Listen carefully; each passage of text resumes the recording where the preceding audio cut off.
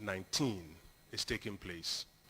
This Gov Town Hall meeting is being led by the Economic Management Team, which is chaired by His Excellency, the Vice President, Alhaji Dr. Mahmoud BAWUMIA. The theme is our status, progress, and our future.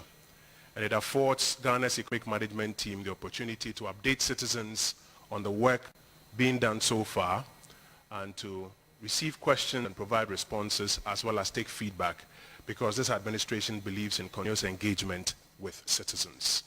Without further ado, I want to invite Professor Joa Makutufo, who is the Secretary to the EMT, to introduce the EMT proper and keynote speaker. Let's welcome him with a round of applause.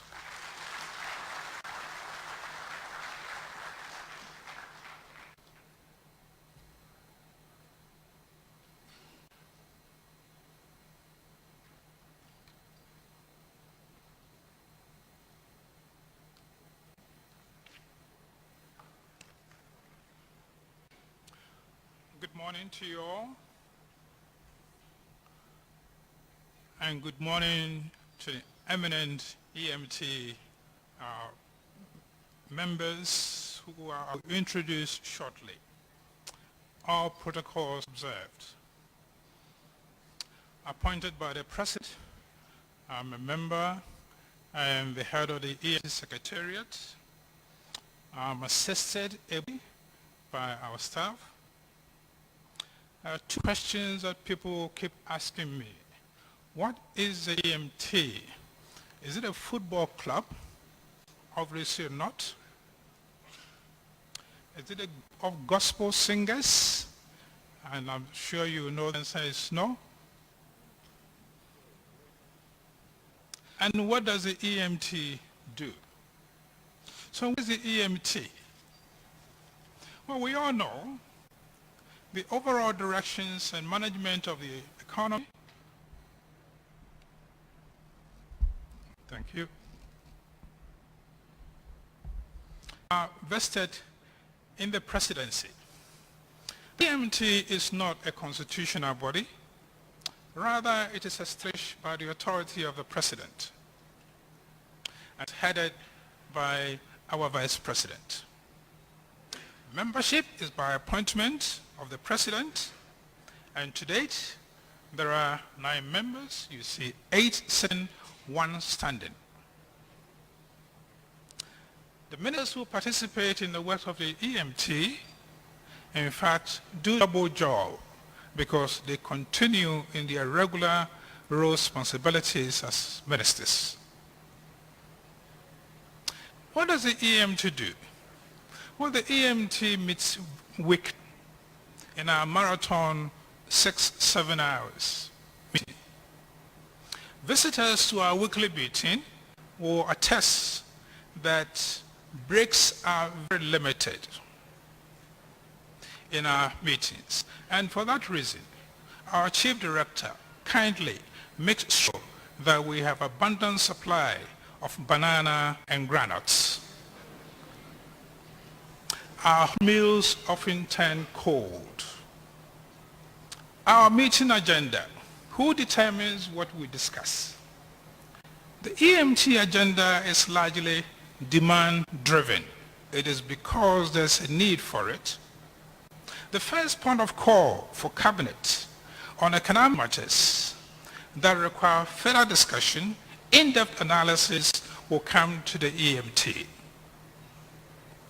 Ministries, departments, and agencies, institutions may also suggest agenda items. These are evaluated, and if these matters cannot be resolved at the ministerial level, we elevate the conversation to the EMT.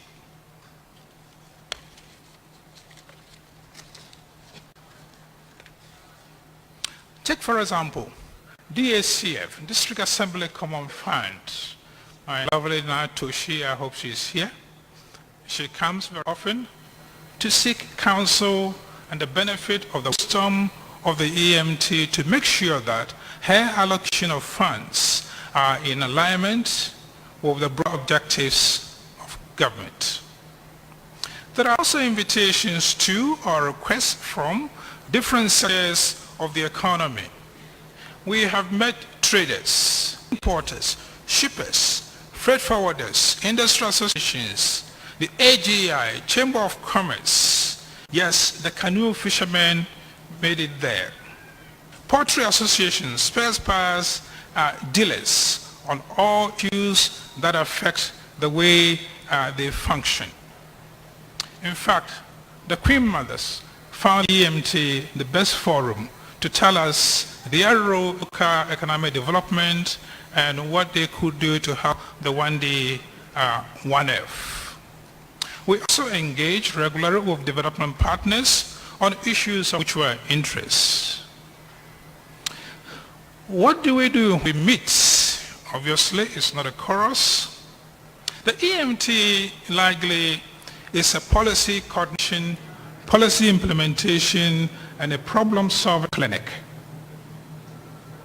Our deliberations are diagnostic to get to the roots of problems.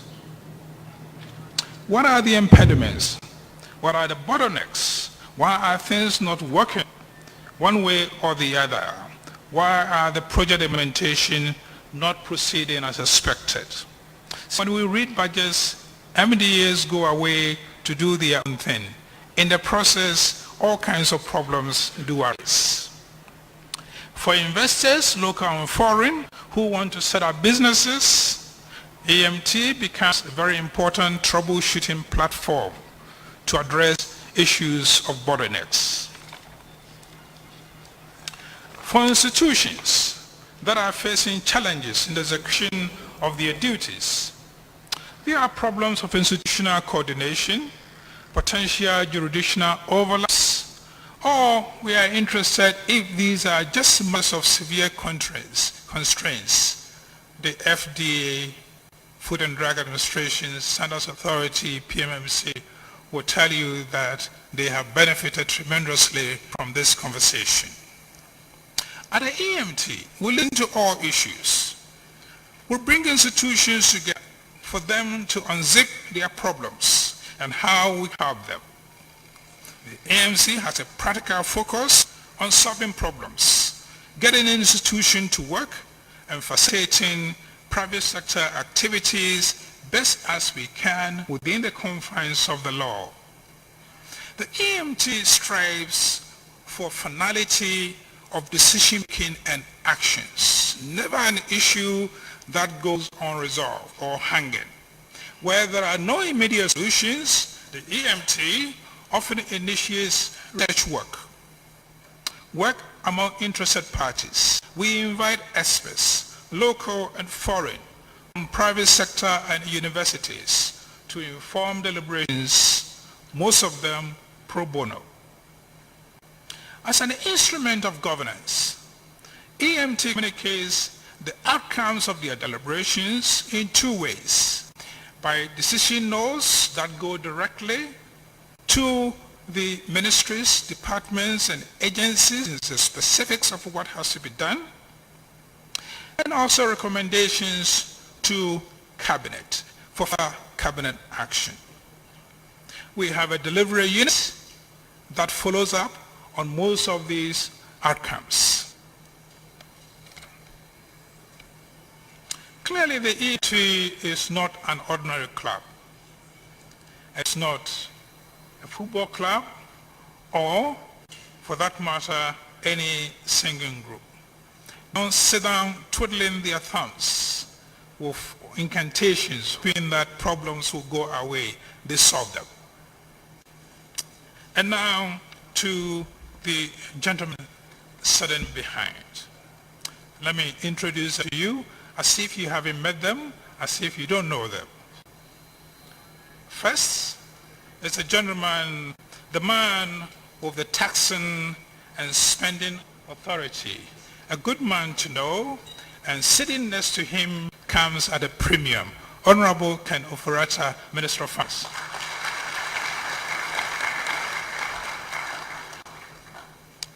Today, Professor Jan Balfour has taken the pricey seat. MP for Wenchi and the man who steers the long-term planning affairs of the state, Professor Jan Balfour.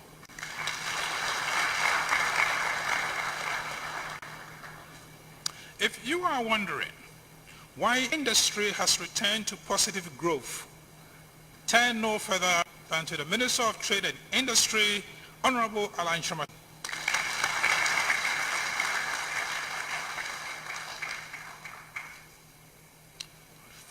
On my right here, he comes simply as Minister of Energy. Today, he tells me he's energized to interact with you, Honorable Peter Amewu.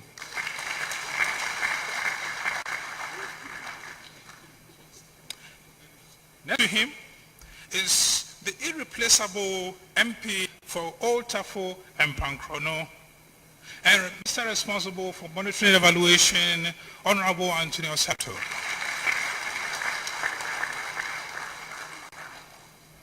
If you haven't heard about him, you are living in Mars. He needs little introduction.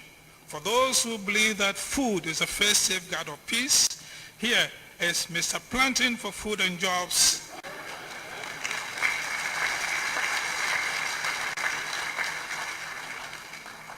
And I should add, Planting for Food and Jobs and now for exports.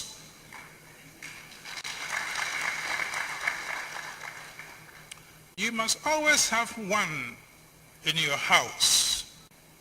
He has seen it all, done it all. He comes in the EMT, the man with the most gray hair among the team. His wisdom has been instructive. Senior Minister, Honorable,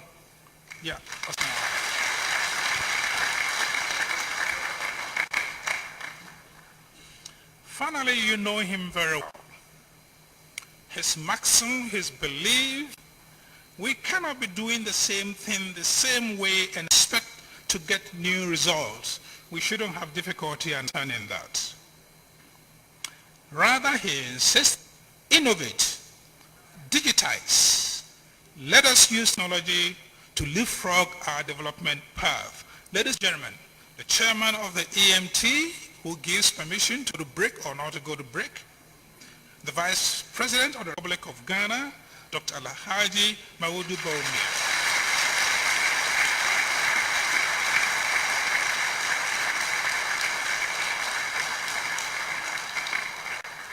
Ladies and gentlemen, the Vice President waters the town hall meeting. Thank you very much. Secretary to the EMT, the Vice President of the Republic is about addressing us.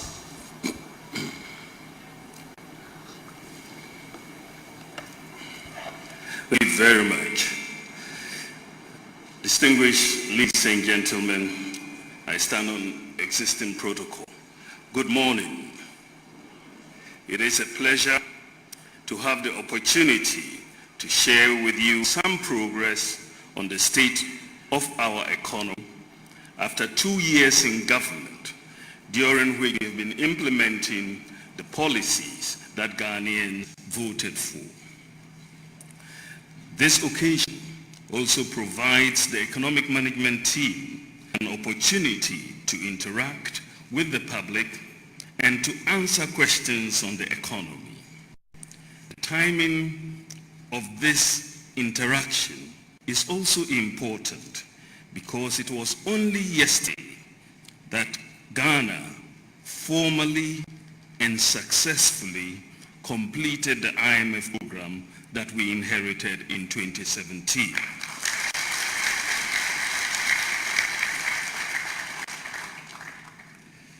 On behalf of members of the EMT, I present to you our progress, where we are, and the way forward.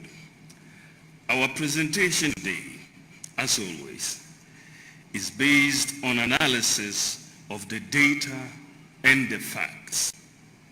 The data will speak for itself. If you disagree, you should bring your own data and your record.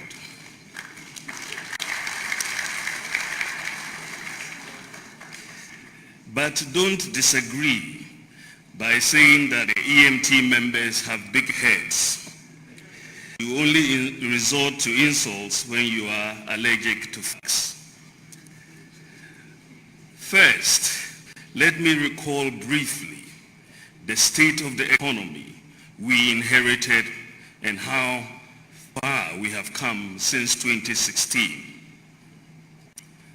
Ladies and gentlemen, at the heart of Ghana's recurrent economic difficulties has been the management of public finances, especially during election years, and the challenges in cleaning up the post-election mess.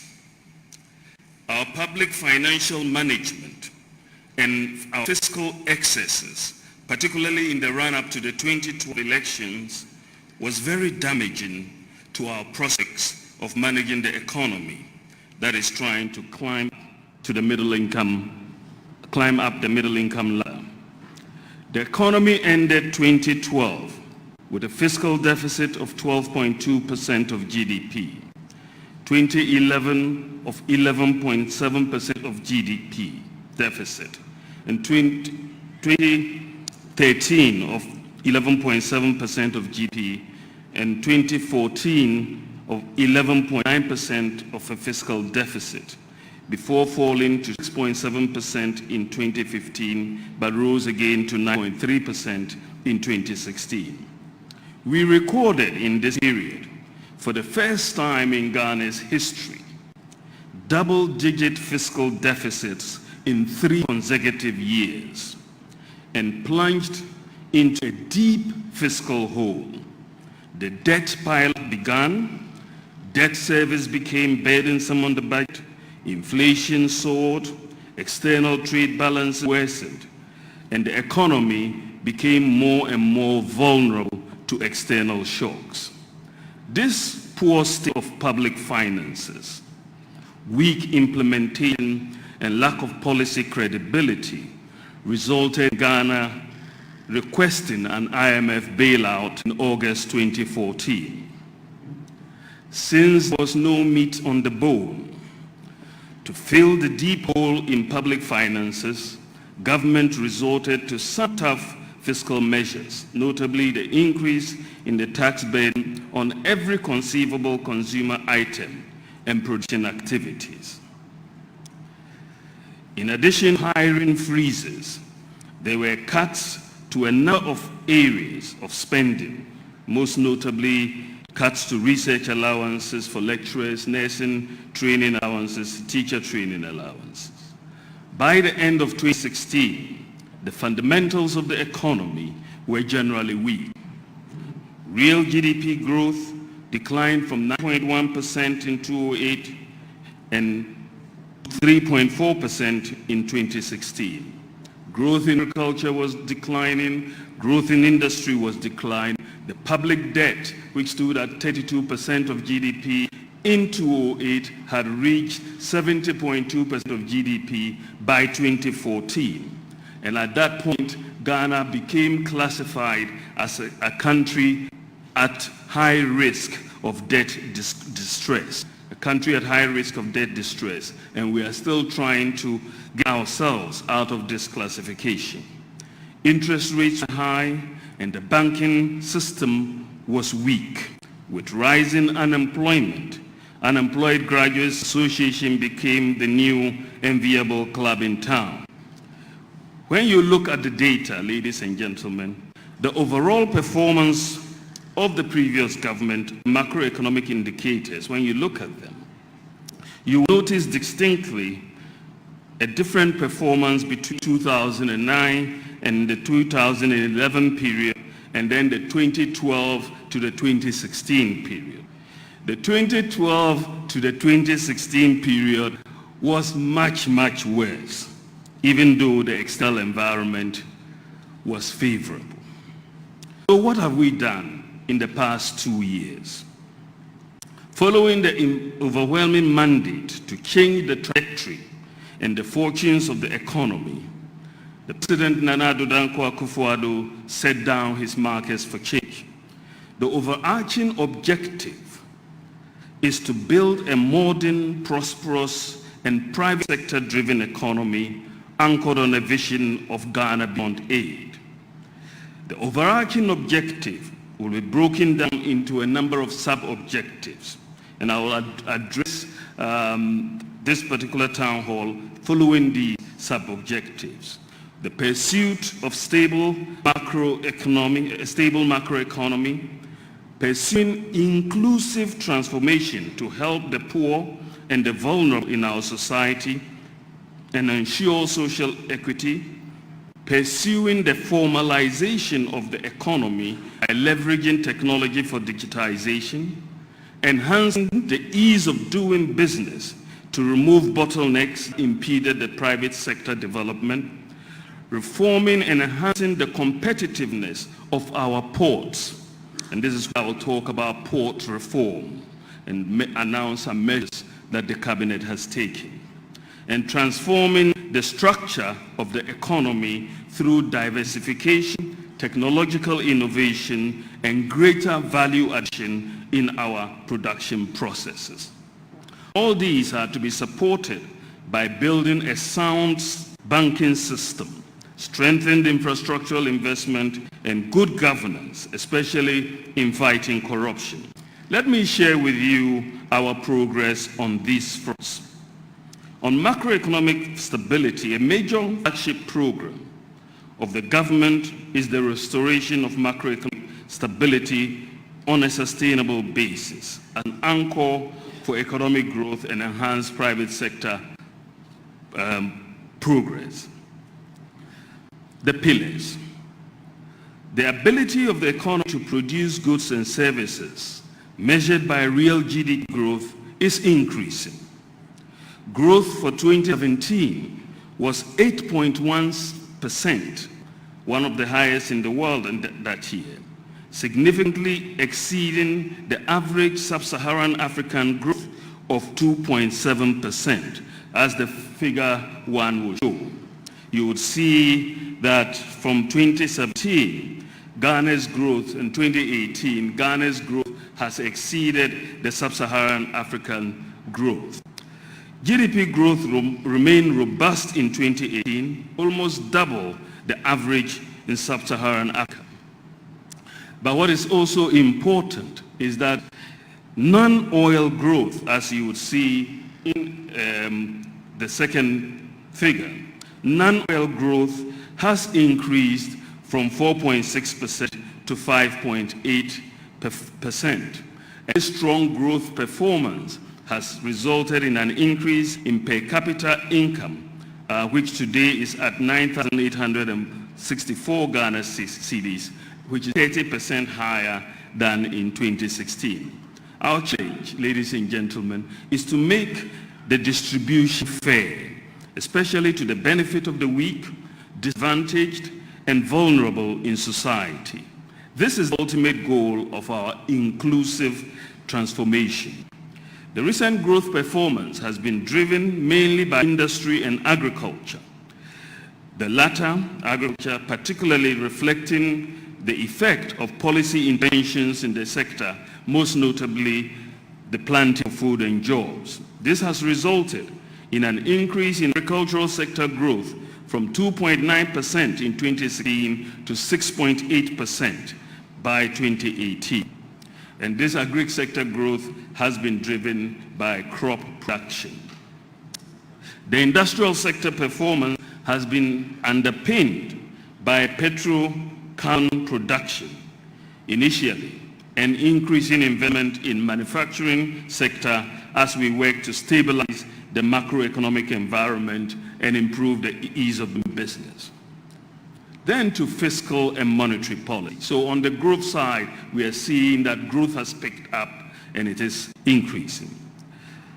The growing confidence in the macroeconomy owes a lot to the prudent management of our finances and monetary affairs over the last 2 years. The prudent management by the Ministry of Finance and the prudent management by the Bank of Ghana. They've performed a complementary role in managing our monetary and financial environment. The efficiency in expenditure management has come from prioritizing and reallocation of spending to areas most needed. we had to prioritize. If you look at this graph, you would see that spending has come down as we reprioritize in this context, and that has resulted in the fiscal deficit on a cash basis reducing from 6.8% of rebased GDP in 2016 to an estimated 3.8% in 2018. Ladies and gentlemen, to give you a sense of the prudence in fiscal management, for the first time in a decade, Ghana recorded primary balance surpluses. Primary balance is the tax revenue exceeding all government expenditure, excluding debt service payments, right? So that is your primary balance. But for the first time in a decade, the primary balance, we've attained primary balance surpluses for 2 years in a row. The primary balance was in surplus of 0.5% of GDP in 2017 and 1.4% in 2018, compared to a deficit of 0.1% of GDP in 2016. A positive primary balance is important because it means a slowing down of debt accumulation. To underpin fiscal discipline going forward so that we don't get into this election cycle increases in fiscal expenditure that create these deep fiscal holes. To underpin this going forward, Ghana has for the first time in our history passed a law, a Fiscal Responsibility Act, that limits the fiscal deficit in any year to a maximum of 5% of GDP and requires by law a positive primary balance. In addition, a fiscal council has been established to provide oversight and advice on the implementation of fiscal policy. These are new measures and new institutions that we have set up for the first time in our history. On the public debt, the total public debt has increased from 122 billion in 2016 to 173 billion, including the cost of the banking sector cleanup at the end of 2018. However, the strong fiscal adjustment and better debt management has meant that the rate of debt accumulation, which is at 12%, excluding the banking sector cleanup, the rate of debt accumulation is at its lowest in the last decade. And you will see the graph, I think, on the rate of debt accumulation. Although in absolute terms, interest payments have increased over the last 2 years with much better debt management, interest payments as a percentage of GDP have gone down from 6.9% in 2016 to 5.6% of GDP in 2018, and therefore the debt burden of interest payments has declined. So yes, the additional borrowing has not added significantly to the debt service obligations as a percentage of GDP, and this is good debt management. Total public debt as a percentage of GDP slowed down 54% in 2018. And in fact, the 2017-2018 period is the first time our debt has come down as a percent of GDP since 2008. So it is significant. But the total debt as a percentage of GDP slowed down to 54.8%, and this created the room for the government to accommodate the painful but very necessary banking sector reforms, which cost government close to 3.2% of GDP. A combination of prudent monetary policy and fiscal consolidation over the last 24 months, supported by zero central bank financing of government, and strong external sector developments have underpinned a steady disinflation process over the last 24 months.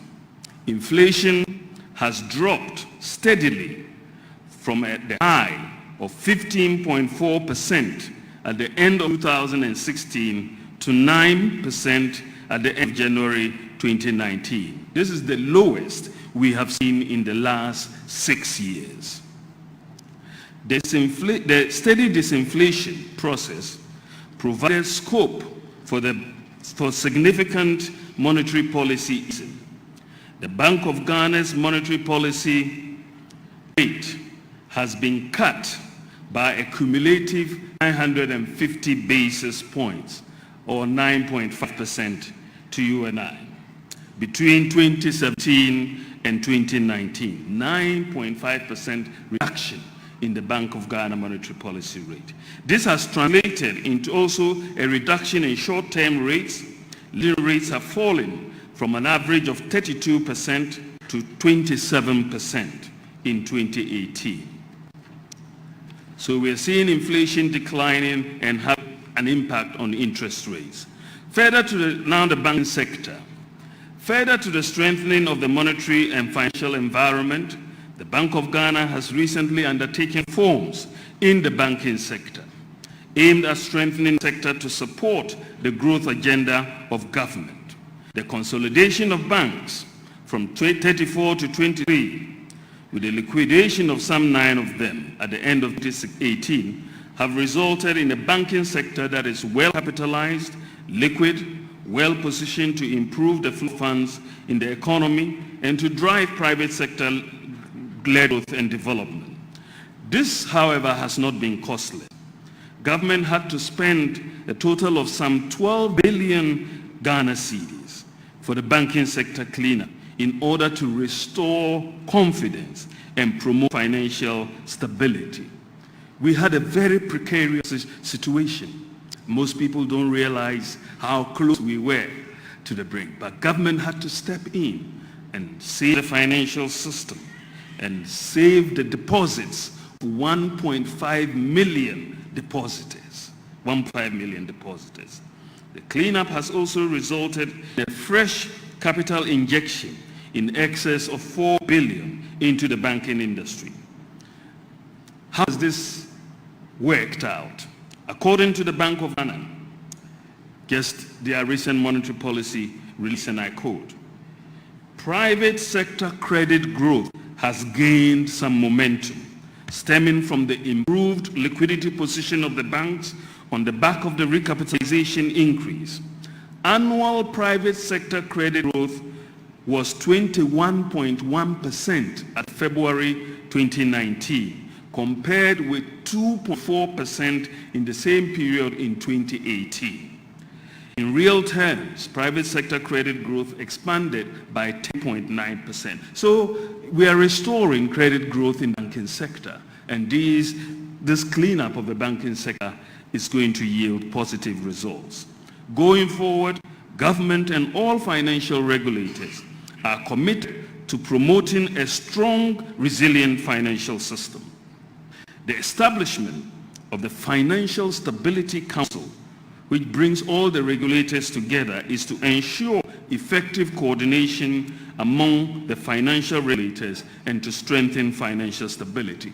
Again, like with the Fiscal Council, the Financial Stability Council, an innovation. We've never had it in Ghana, and we are only the second country in Africa to have a Financial Stability Council and also a Fiscal Council. Let's look at our external performance. Ghana's external payments position has strengthened for the first time in over 2 decades. 2 decades, that is 20 years. The trade balance, that is the difference between the export and what we import, recorded a surplus in 2017 and an even larger surplus in 2018. It is not because we are importing less, but largely because of increased exports of oil and exports of other traditional commodities, cocoa and gold. The positive trade balance resulted in a significant narrowing of the current account deficit as a percentage of GDP. Improvements in the current account performance and increased capital inflows have helped to boost the international reserves over the last 24 months. Gross international reserves reached $7.56 billion at the end of December 2017. Despite these improvements, the net foreign exchange reserves declined in 2018. First as forex sales by the Bank of Ghana, first is the forex sales by the Bank of Ghana in its normal exchange rate management, and second is the portfolio outflows as foreign investors repatriated coupons, that's their investments here, and principal investments over concerns about Ghana's exit from the IMF program. There were jitters in the market because Ghana was leaving the IMF program. Following the recent Eurobond issue, Ghana's gross international reserves as the end of March 2019 stands at $9.9 billion, equivalent to 5 months of import cover. I now turn my attention to the exchange rate. The exchange rate is simply the price of one currency relative to other currencies. For example, CD relative to the dollar. At the basic level, it is influenced by relative demand and supply for the foreign currency. Factors such as the inflation rate, the balance of trade, the fiscal balance, the money supply. These are what we refer to as the fundamentals. These factors influence the exchange rate, but speculation and expectations about these fundamentals, external shocks such as oil price increases, can also have powerful short-term effects on the exchange rate. When we see pressures on the exchange rate, first we need to determine where these pressures are coming from and whether the pressures are transitory or permanent. And as every astute central banker knows, even with strong economic fundamentals, speculation, expectations, and investor sentiment can exert pressures on the exchange rate. Ladies and gentlemen, you will recall that I stated in 2014 that if the fundamentals are weak, the exchange rate will expose you. That was true then.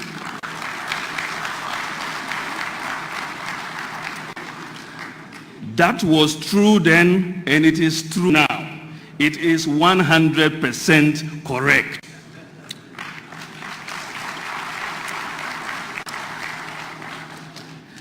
So if the fundamentals are weak, the exchange rate will expose you. But it is warped logic to jump from that to a conclusion that if there is depreciation in your currency, then the fundamentals must be weak. Do you understand the logic? It is very warped logic. If the fundamentals are weak, the exchange rate will expose you. But if the exchange rate moves, you cannot jump to that conclusion that the fundamentals are weak. That defies logic.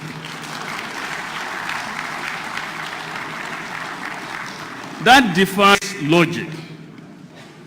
There could be other external factors causing the exchange rate depreciation. For example, if I tell you that if your leg is broken, you are going to be unable to walk, and I'm somewhere and somebody comes to tell me, this person is unable to walk, can I just conclude that the leg is broken?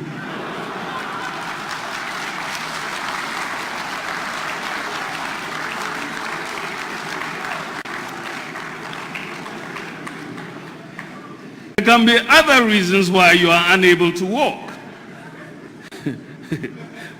But the NDC logic will insist, in the face of contrary evidence, that since you cannot walk, then it must mean your leg must be broken. In 2014, the exchange rate depreciated by 31.3%.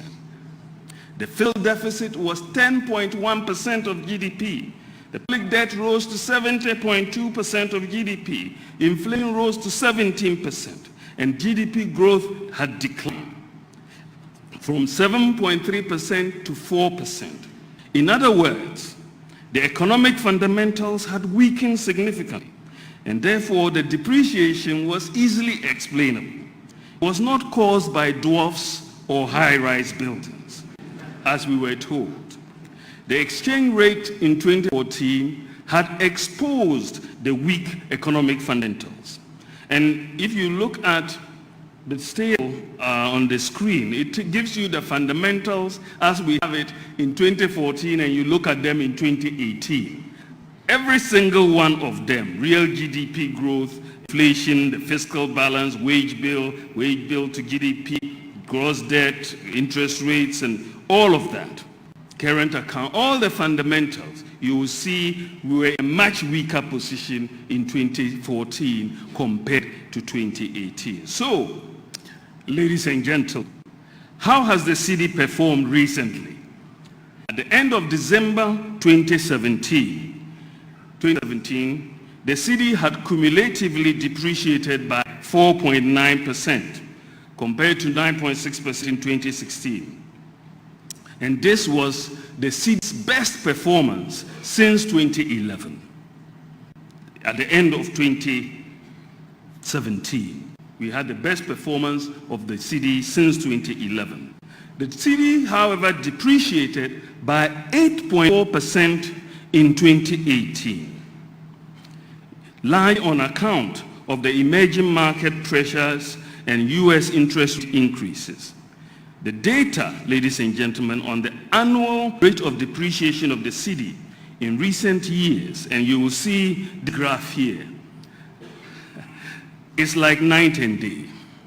The data on the annual rate of depreciation of the city in recent years shows that the worst performance so far under the MPP government, the 8.4% depreciation that we saw in 2018, that worst performance is better than the best performance under the previous government between 2012 and 2016. So our worst is better than your best. And then you say boot for boot. This one is more like boot for CHALEWOTE.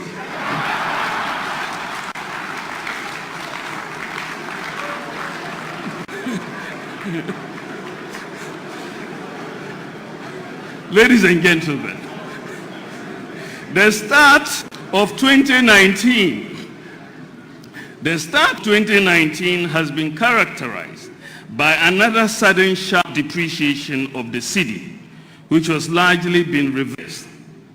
Within a week, the city went up close to 5.9 to the dollar, and then it retreated back to about 5.07, and even was threatening to go below 5. But this is really an unprecedented development, that you don't normally see such a retreat when the exchange rate depreciates. And this was also, and you see within in the next graph, when we look at the city dollar exchange rate, that you will see that in this period when there was a reversal in the city depreciation, the Bank of Ghana had not intervened in the market. In fact, you look at it as at the end of March 2019, the city has depreciated by about 5.18% so far this year. But we have to understand how come we saw this sort of movement in the exchange rate at the beginning of the year, a few weeks ago. What happened? Why did it jump so far? Many reasons have been given. Let me tell you what happened. The most important, the proximate cause of the recent depreciation is the time inconsistency of an IMF prior action on the reserves target. At the end of January, as part of the several prior actions to get to the IMF board and the completion of the IMF program, the IMF gave Ghana 7 actions to complete before March 15. 7 prior actions that we had to meet. 7 conditions. one of the conditions that the Bank of Ghana had to meet was to increase its net international reserves to the level of December 2018.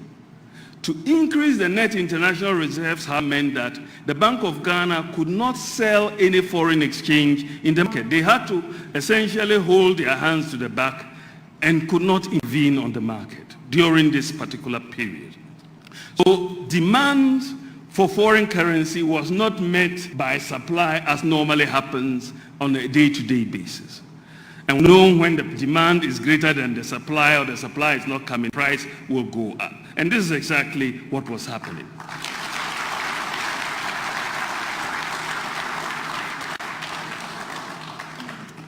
So to meet the Bank of Ghana, and the Bank of Ghana had to increase its reserves by about $800 million. And this explains, what was happening. So once the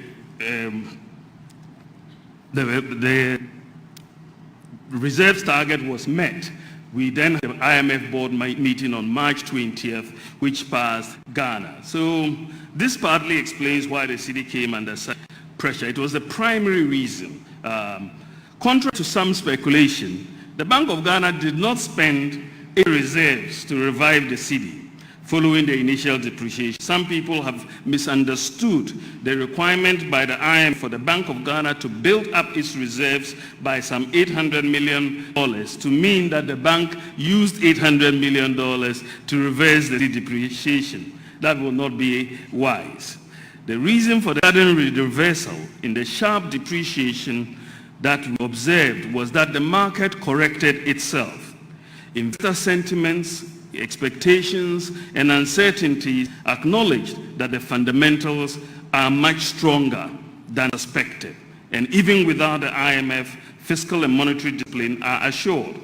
The reversal of the depreciation that has taken place actually supports the fact that the fundamentals are indeed strong.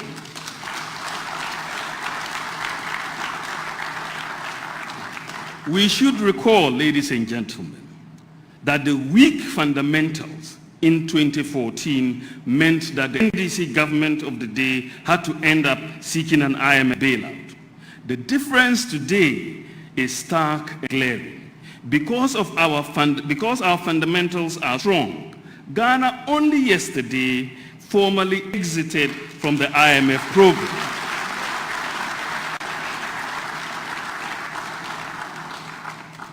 Indeed, the strength of Ghana's fundamentals was confirmed on March 16, 2019 by Standard & Poor's Global, which affirmed Ghana's sovereign rating as B with a stable outlook after upgrading Ghana's sovereign rating from B- to B with a stable outlook last year. This, in fact, was the first upgrade by Standard & Poor's for Ghana in 10 years. First upgrade in 10 years.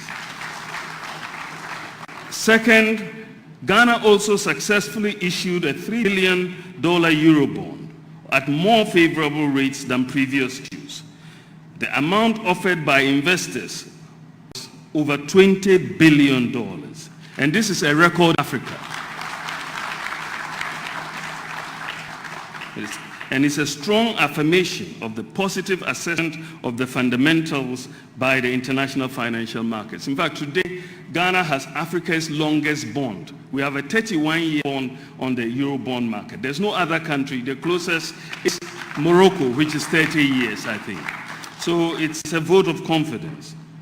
However, we don't live macroeconomic stability alone. Distinguished guests, ladies and gentlemen, macroeconomic stability is important. It is like fresh air. You can easily take it for granted until someone fouls the air. However, macroeconomic stability alone is not sufficient. It must translate into the well-being of Ghanaians in their everyday living. Safe drinking water, good roads, access to good health care, stable and affordable electricity, good education, amongst others. Here are some of the policies that the government of Nana Addo Dankwa Akufo-Addo is implementing that go to the core of the aspirations of Ghanaians. The inclusive transformation agenda that we are pursuing an inclusive transformation. We want to transform the economy, but we want to make sure everybody is included in that transformation. So the inclusive transformation agenda is to empower Ghanaians, regardless of the circumstances, and to reduce hardship. We are doing so on three fronts. First, we're building development capacity and expanding job creation opportunities. Second, we are enhancing access to public services. And third, we are empowering local communities and investing in local infrastructure. Where are we on this front? As far as human development capacity is concerned and the expanding of job creation opportunities, we introduced the free SHS as a major transformation initiative to developing the human capacity of the future.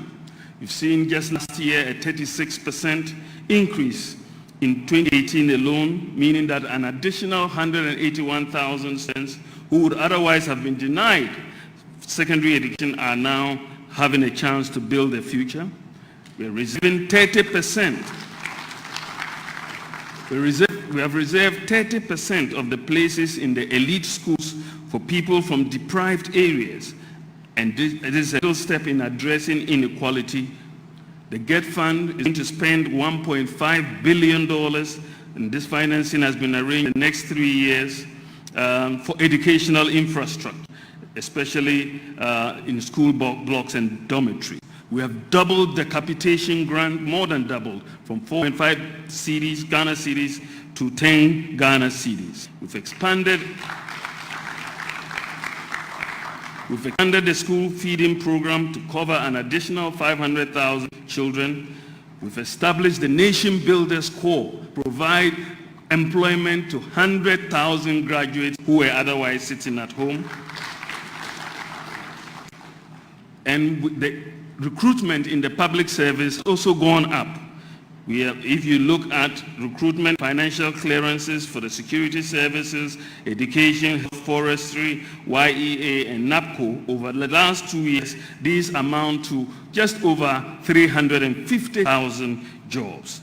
And this is just for these sectors, just for the sectors I've mentioned, not included planting for food and jobs. Because of the expansion of the economy, ladies and gentlemen, and better payroll management, the wages and salaries as a percentage of GDP, I'd like you to note this, because sometimes people think you're too expensive, but the wages and salaries as a percentage of GDP has declined from 7.2% to 5.8% in 2018.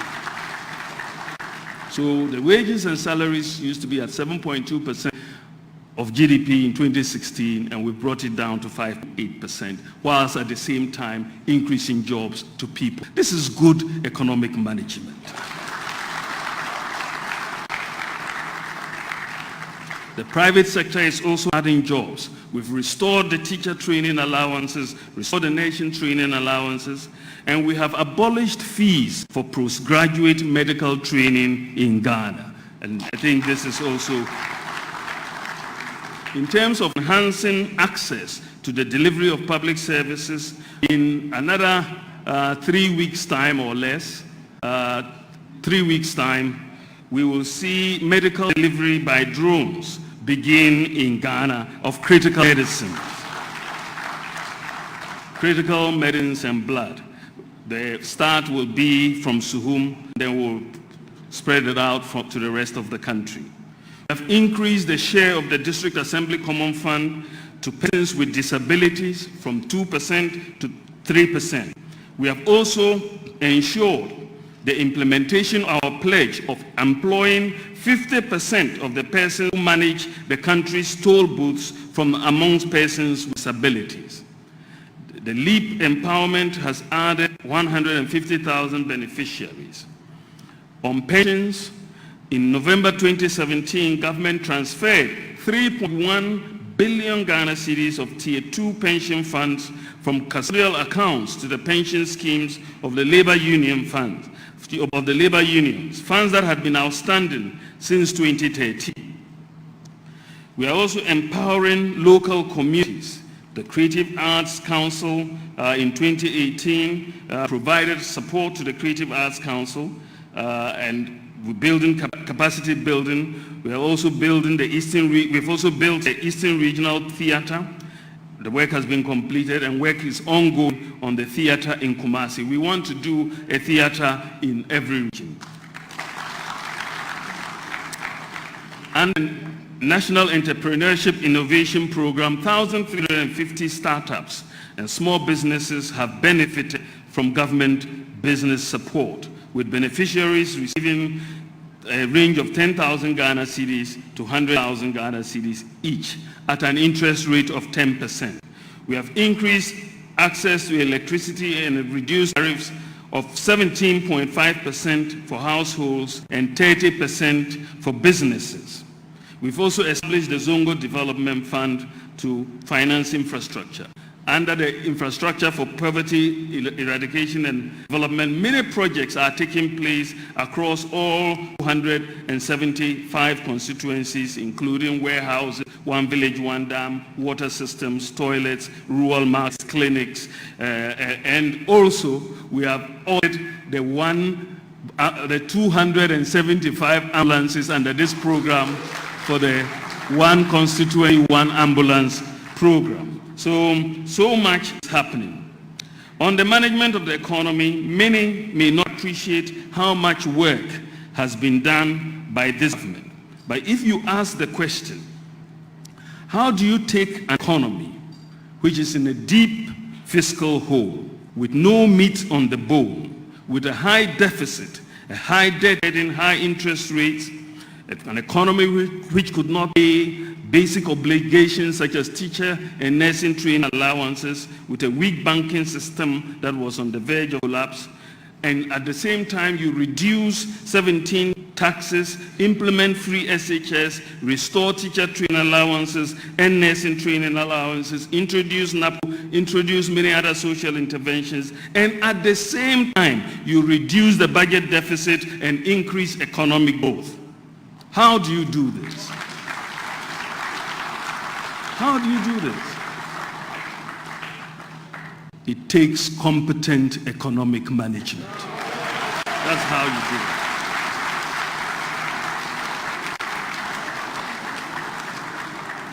it. Ladies and gentlemen, let's look at how we have tried to leverage technology for formalization of the economy. In this area, so much is going on, some people don't even know.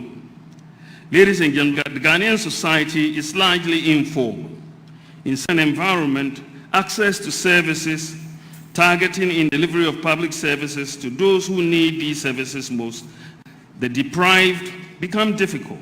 And in most cases, it depends on who you know. For the banking sector, lending rates are high, partly because of the high information problems in establishing identity and in verifying ownership of property. These have to change if we are aspiring to become a middle-income country. It is for all these reasons that we are aggressively pursuing the agenda to formalize the economy through digitization. For the public sector, leveraging on technology and digitization of systems improve administrative systems and the way we govern ourselves. In a well-functioning society, citizens don't need to know somebody or bribe somebody to get a passport, driver's license, access to water or electricity. We cannot build a fair and equitable society that runs on engines of bribes, guru boys, and land guards. With digitization, we are introducing new and more efficient ways of doing things. We are changing the way things are done in affected institutions for the benefits of ordinary Ghanaians. Here are a few of the reforms we have undertaken and we are undertaking in the digitization space. We have the introduction of the national ID card is a game changer despite its teething challenges. So far, about 500,000 cards have been issued and we've had the pilots take place in Adenta and Medina. We expect the mass issuance to commence at the end of April. On the digital property addressing, the process of tagging all 4 million homes with digital addresses is ongoing, supported by the Ministry for Special Initiatives and the Ministry for Local Government. We've digitized driver's license and vehicle registration. We've introduced mobile payments interoperability. This has been implemented. It's a major step to financial inclusion.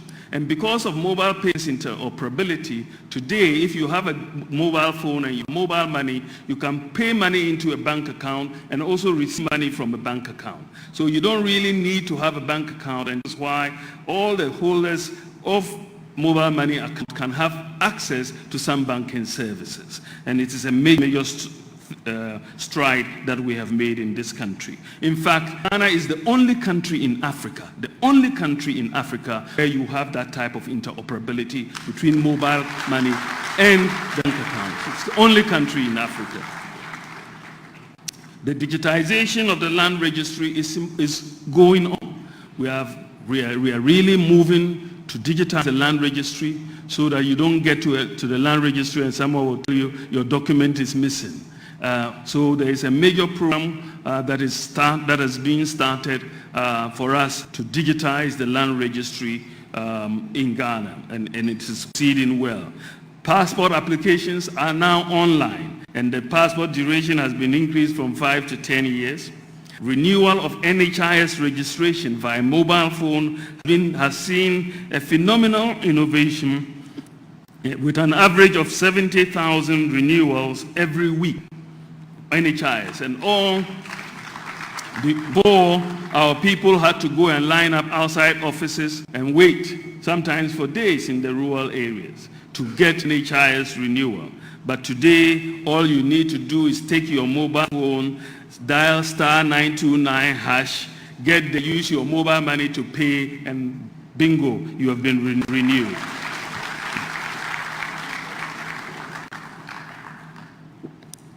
To enhance access to telephone and digital services in rural areas, government has deployed 200 rural telephony sites for broadband access, serving 500 communities in the last 2 years. 200 in the last 2 years. In the previous government, they did only 78 in 8 years of the rural telephony sites. 78 in 8 years. Finally, the management of the State Transport Corporation has introduced online ticketing for State Transport Corporation buses, where you can book and pay for your ticket using your mobile phone. This is currently being transported, so we will no longer need to go to transport yard to line up, buy a ticket, use at home, pay for it, select your seat, and off you go.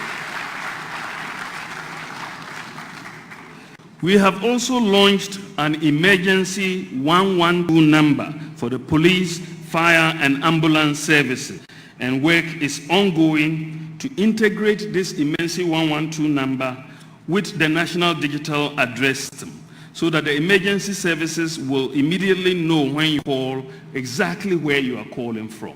So this is a major thing. You can try the 112. A lot of people don't even know that the emergency number works. But if you need police, ambulance, or fire service, just dial 112 from wherever you are. We are working on the integration. But once the integration is complete, immediately the emergency services receive the call, they will know exactly where it's coming from, because they will know the digital address of the property where you're calling from. The digitization of the police information systems has also resulted in a deployment of 1,000 cameras across the country, with central monitoring center in Accra, as well as digital call centers in Kumasi and Tamale. To monitor all the 16 regions. The next phase, which is being championed by the police and national security, will see 8,000 cameras deployed throughout the country to fight crime. We've also been working very hard the ease of doing business. And here again, we're trying to help companies, businesses, as part of the digitization agenda. For example, now, to register a business, we've changed the way it is done. To register a business, instead of filling 4 separate forms to start a business, only one form is now required. The Registrar General has merged all 4 forms to starting a business, that is the TIN application, the SNIT application, the business operating permit, and also the business registration form. They've been merged into one, and it's automated. So everybody will get theirs, and you will get your business operating permit issued, as well as the certificate for registration as well. So it's a major relief to people who go trying to go to different parts just to register a business. We've also automated the process of obtaining a construction permit. So I know contractors will be happy now with this. But even more remarkable is the implementation, thanks to the work of the Chief Justice, of an electronic justice system that allows automated serving of court processes with speed and ease. When fully operational, court documents will be easy to find and track, and there will be no duplication of the same case to be heard in different courtrooms and by different judges. This is a major innovation, and I doff my hat to the Chief Justice. We've also looked at the process of obtaining electricity to your house. There were about 7 different steps. We've reduced it to 3, and by the end of the year, they are promising us that the process of obtaining electricity in your house will go completely paperless. So we'll try to hold them to that. We've introduced a paperless port system that has reduced the time to clear goods at the ports to less than 48 hours. And this is all very good. As I mentioned also, we've abolished 17 nuisance taxes. So you are seeing the ease of doing business. We are enhancing the ease of doing business with all of these reforms. Another area is the structure of the economy. We are changing the structure of the economy through value addition. And this is key to going beyond aid. We know about the Planting for Food and Jobs and what it has done. We've established the Ghana Commodity Exchange, which is an ultra-modern trading system linked to warehouses located across this country to connect markets. We know about the One District, One Factory policy, which we are implementing, the stimulus package to existing businesses. We've also started the integrated bauxite and aluminum industry. This is an exciting industry, a new industry, one that Ghana has wanted to do since the days of Nkrumah, but we have not had the opportunity to do it. Thankfully, we are in the process of doing so now, and I believe, and the data shows, that the integrated bauxite industry will be more valuable to Ghana than the oil industry. And we're doing, because of all the linkages downstream. We're also looking at and so we are on course with that. We are also looking at the automotive industry. You see an automotive policy has come out, and many companies are going to be setting up in Ghana. What we have done with bauxite, we are doing exactly the same for the iron and steel industry. A bill is currently in Parliament, and we think it will be passed before they rise, so that with the iron and steel industry and the bauxite industry will rise together in this country to change the game. So it is really key what we are doing. The energy sector is, however, key to industrialization. We inherited many challenges in the sector, but these challenges are being addressed. Ghana has excess capacity in energy generation, but the contracts entered into for many of these IPPs are expensive, fundamentally and financially burdensome. Many of these contracts are take or pay arrangements. This means that even if we don't get the power, we still have to pay for it. Ghana is currently paying $24 million a month in excess capacity charges alone for the power we have not used.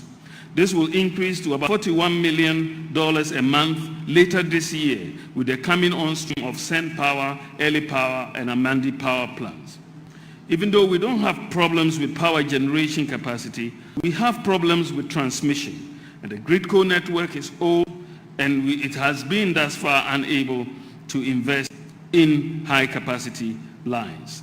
The takeover of ECG by PDS should help bring in much-needed investments.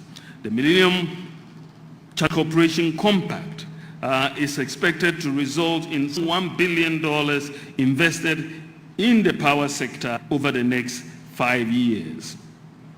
Ladies and gentlemen, Ghana has enough gas to power all our plants without relying on imported gas.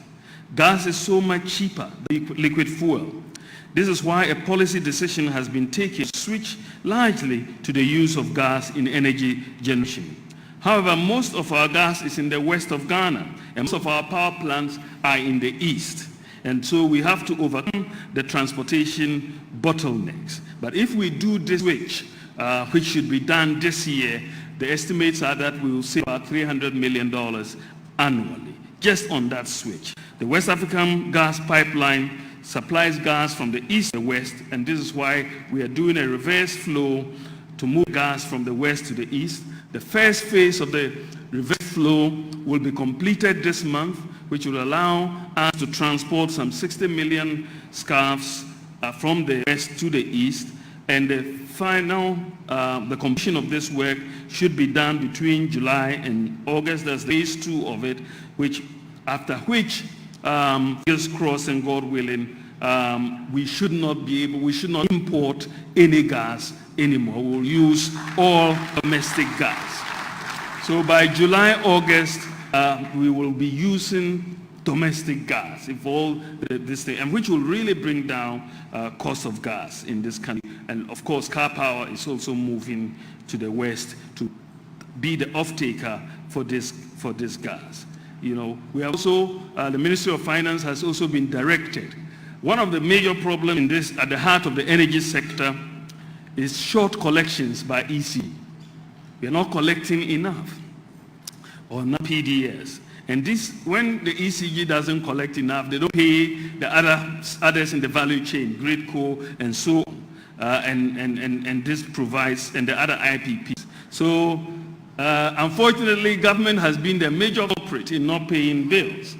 And so Cabinet has directed the Ministry of Finance should henceforth pay the bill not through the MDAs, but pay directly to the utilities, so that there will be no middle person in there. We are going to see more prepaid meters in operation. Ladies and gentlemen, I will move on to port reforms.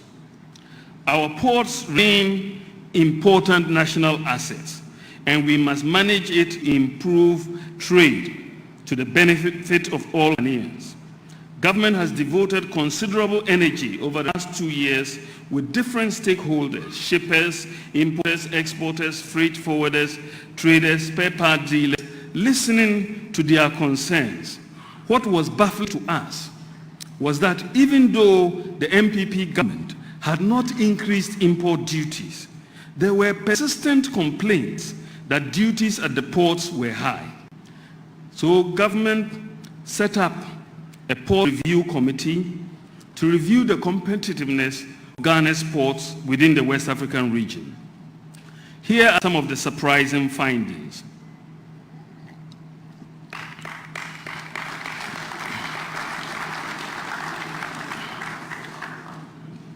Here are some of the surprising findings. Except for Nigeria, the total marine charges and security fees charged at Tema for container handling far exceed those of our key competitors. In fact, they are 3 times the charges in Lomé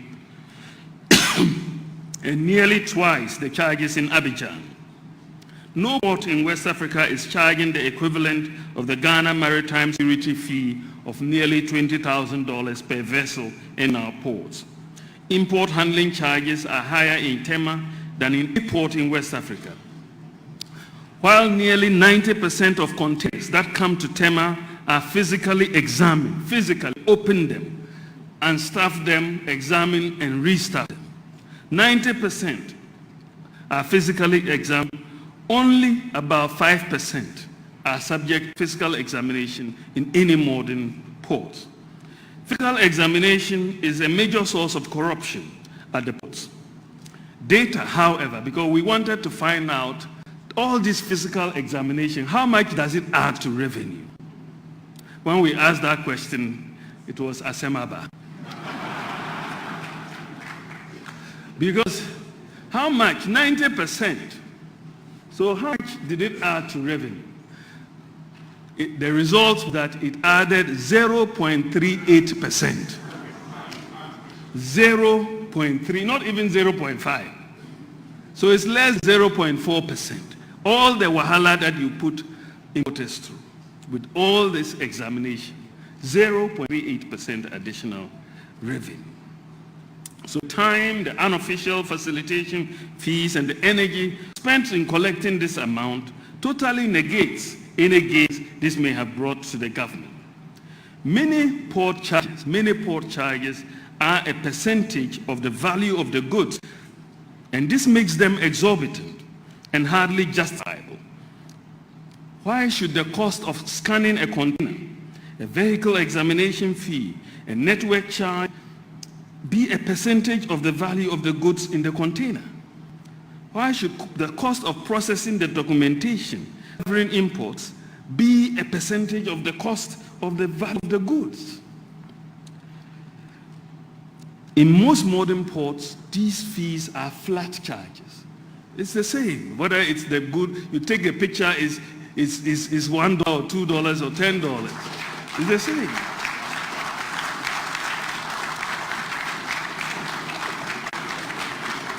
So it is like a photographer wanting to take a picture of you.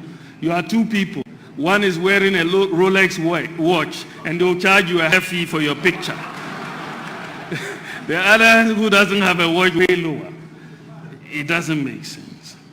The benchmark values we found also applied by customs to various commodities in the computation of import duties in Tema are much higher than in Lomé, Abidjan, and Dar. In many cases, they are 100 to 200% higher. If you take, for example, a Ford Focus 009 model, and you go to Tema, our benchmark will say it is worth $9,000. You go next door to Lomé, the same car, they'll benchmark it at $3,000. And the same car in Dakar, also exactly as in me, exactly the same price of $3,000. So it's a problem. You then end up paying double the duty because the benchmarks are so high in Accra vis-a-vis Tema, vis-a-vis Lomé and Abidjan. And we have a very archaic practice. When many importers are unable to pay their duties, their cars and commodities are confiscated and auctioned off very cheaply, often less than the duty owed.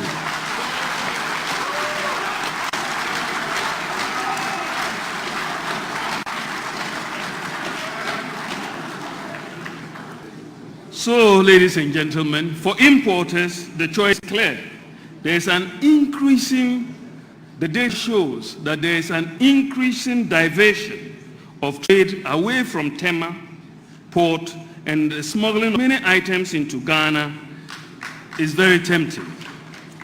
Let me give you this data. Just think about this. Container volumes in Lomé port between 2013 and 2018 have gone up by 300%.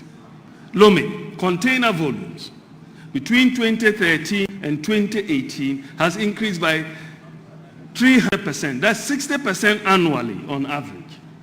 Annually, Ghana, between 2013 and 2016, container volumes have increased by 4.1%. So you are looking at 4.1% against 300%. So there's so much of these container volumes, and when you go to the Lomé port, you see a long line of trucks coming into Ghana.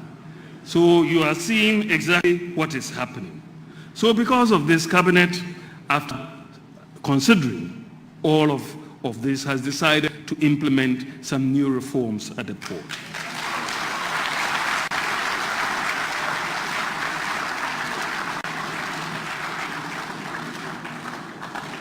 Cabinet is making these reforms, these decisions, with the objective of increasing trade facilitation and efficiency and revenue. Port revenue depends on volume.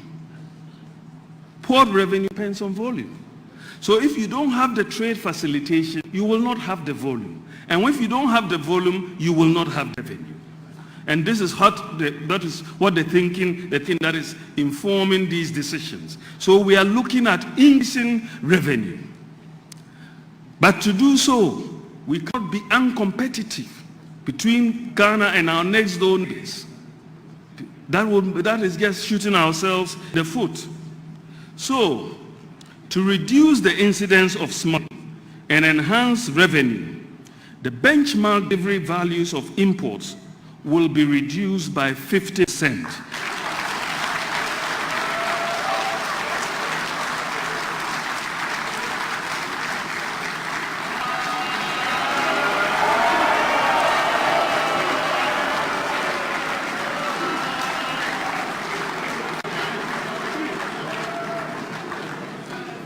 This, however, for vehicles, the reduction will be 30%. This is because vehicles already attract an amount of depreciation, which if you factor it in, it will take you closer to the 50%. This will be effective from tomorrow.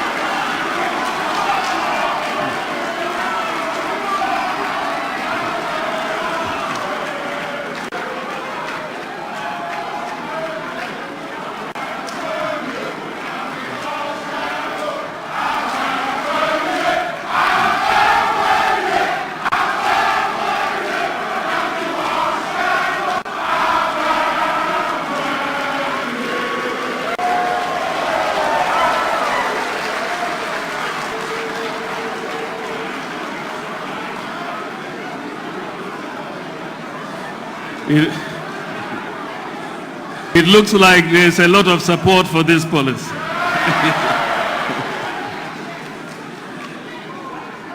We are doing this because we expect that you will see higher volumes into Ghana and we will make higher revenue. Also, ladies and gentlemen, the physical examination of containers in the port is to reduce, the benchmark we've given customs is to reduce the physical examination of containers at the port from 90% currently to 10% by June. Customs and other government operatives at the ports should adhere to the recommendations of the risk engine under the paperless regime. The risk engine determines whether it's green, red, yellow, or red. We should adhere, modern ports adhere to the risk engine. But sometimes when they say it's green, they say we still have to inspect. So we want to move away from that. Customs is being directed to do that, and they've started the process actually. The risk engine allows for the incorporation of specific intelligence on containers. And where containers are selected by the risk engine for examination, there will be a joint examination which must include national security. So the joint examination should always include national security.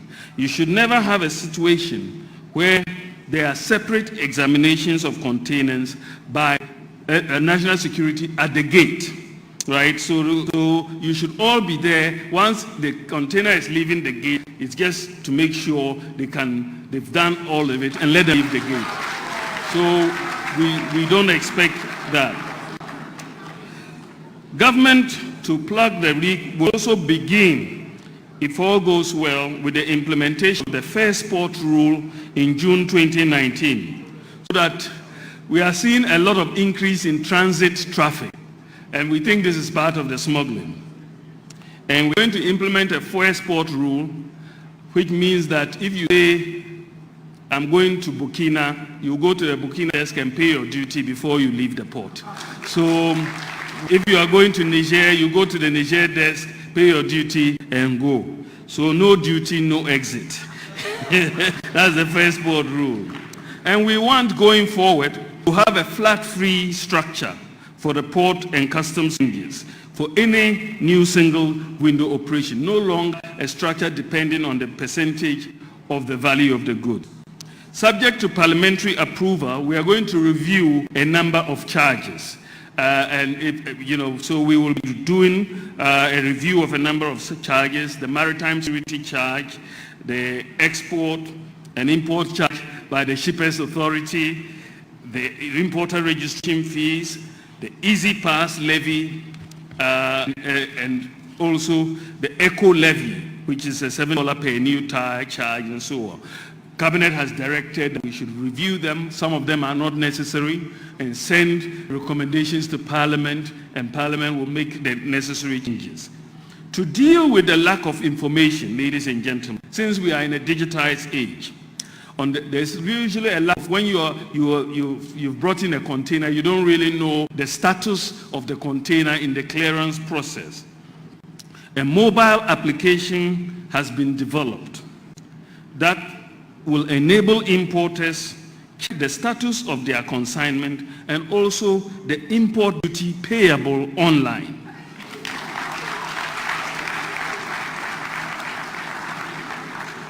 So this application is available online at the Google Play Store now, and will also be available on iTunes if it is already not available. It is called Ghana Trade Hub. Ghana Trade Hub. Everybody should download it, because immediately as long as you have import declaration form number, and you go to the Ghana Trade Hub and input your import declaration form number, it will tell you exactly how much duty you have to pay and where your container is.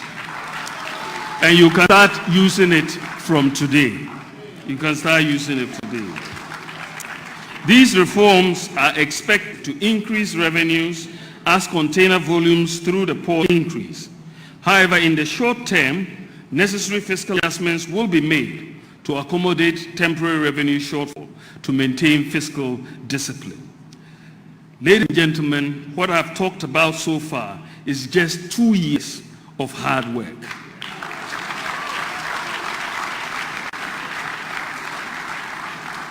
The achievements of our government have been remarkable. We are trying to do things in this country that we have not done since independence. This is what we are doing. We are changing the country, and we have a clear plan that we are following.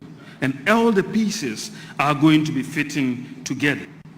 Looking to the future, one can say that Ghana's future under the leadership of President Nana Addo Dankwa Akufo-Addo is bright, and the prospects of growth are promising.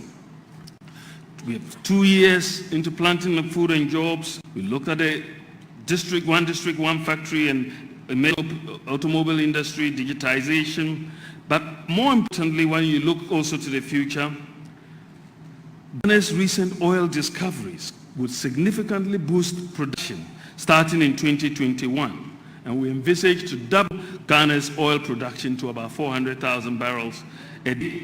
And the Accra discovery will raise economic growth over 10% of GDP, and there's more coming because Exxon and all the other big players are coming, and it will help support as we move this economy away from the Gagisby economy, and we are really very optimistic about that. So many infrastructure projects are coming. So much is coming. The Sino-Hydro project is starting this week with the cutting of the sword in Tamale.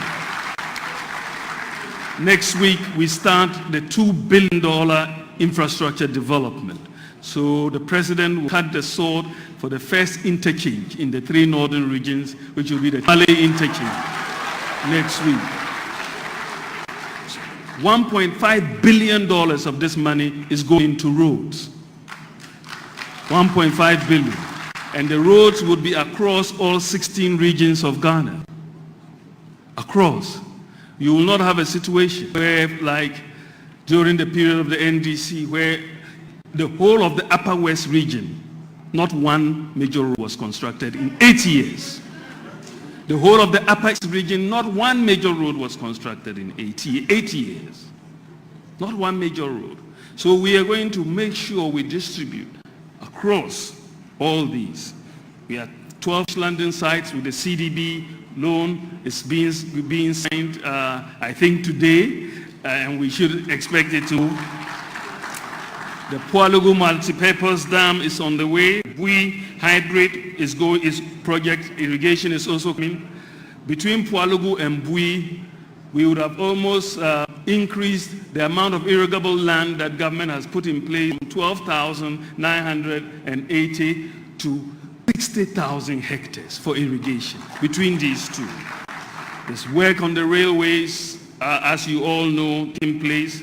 Affordable housing is coming with the UN Ops. We are putting in place 100,000 affordable housing scheme that the Ministry of Works and Housing has been working with the United Nations Office of Project Services. We should cut the sword this year, and it will be a game changer in the housing market.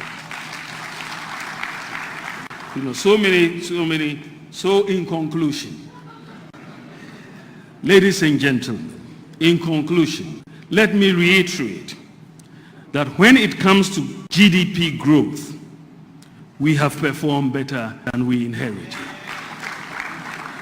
Agricultural growth, we have performed better. Industrial growth, we have performed better. Inflation, we have performed better. Interest rates, we have performed better. Exchange rate depreciation, we have performed better. The fiscal balance, the fiscal deficit, we have performed better. The trade balance, we have performed better. Current account balance, we have performed better. Gross international reserves, we have performed better. Jobs, we have performed better. Teacher training allowances, nursing training allowances, passport application, driver's license, renewal of NHIS, registering a business, cost of electricity, taxes, efficiency of clearing goods at the ports, the right to information bill, the Zongo Development Fund, national ID cards, mobile payment interoperability, digital address system, one district, one factory, one village, one dam, one constituency, one ambulance, free SHS,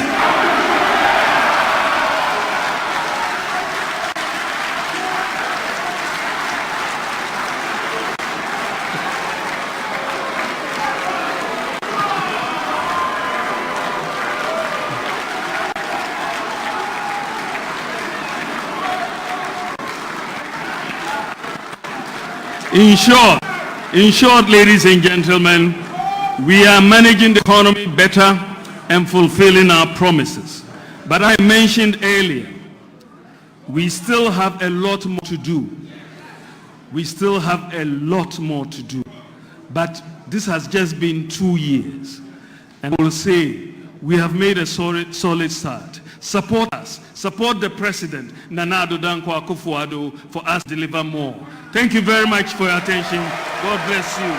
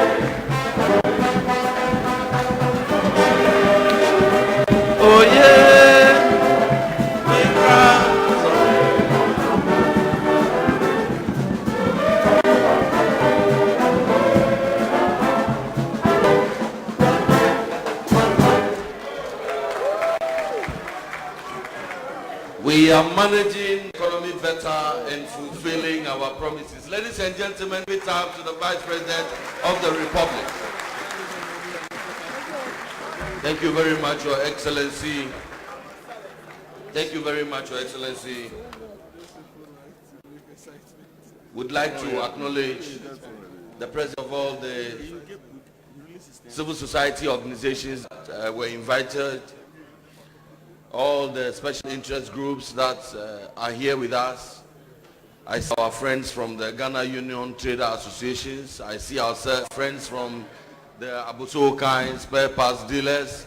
I see our friends from the Makola Women Association. I see all of you and we recognize your presence. We also recognize the presence of all multilateral organizations. You are all duly recognized. Ladies and gentlemen, let me announce that there is a stand in the foyer. There is water and light refreshment. We are not allowed to bring in water and light refreshment into the auditorium. So if you feel like having a bottle of water, please quietly, you can rise and the ushers will escort you to provide you with water. At this juncture, like has been explained, the idea is to encourage an interaction between the governed and the government. His Excellency the President believes that we need to bring government closer to the doorstep of the people of Ghana and that we should engage with the people. We do acknowledge our friends from the media, you are here, but this is not the usual media encounter the way we know it. They are the stakeholders and they're the special interest groups. They are ordinary Ghanaians who are here to engage with the economic management team. We will encourage that we give preference to our brothers and sisters, the ordinary people who are here to also contribute to the exercise of leadership, exercise of governance, and that at the right time, we shall continue to engage with you, our brothers and sisters, in the media.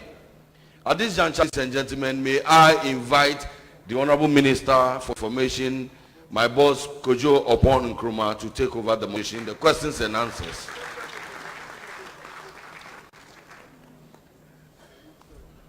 Thank you, Honorable Pass. We would like to, this juncture, can I get a microphone, please? Can I get a microphone? Gideon, if you can help me with a microphone. And we would like to, as randomly as possible, if you have a question for the economic management team led by His Excellency the Vice President, it's a good time to raise your hand wherever you are. We'll take a first set of about 6 questions, and then we will proceed to get responses, and then we will take some more. Prof, I see your hand up. I see a second hand up in smoke. 1, 2. Let me take about from here.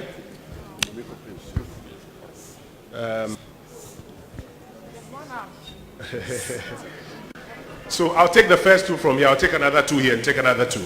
Press after you. Please introduce yourself for the benefit of those who don't know you and your constituency, and then please let's hear your question. My name is Peter Forte with ISA, University of Ghana. Your Excellency, thank you very much for the insightful presentation. I recall last year when I met you, I asked, when are we going to witness the new public lecture? And I won't say your response, I won't repeat your response here, but I'm excited that's happening today. My question is very simple.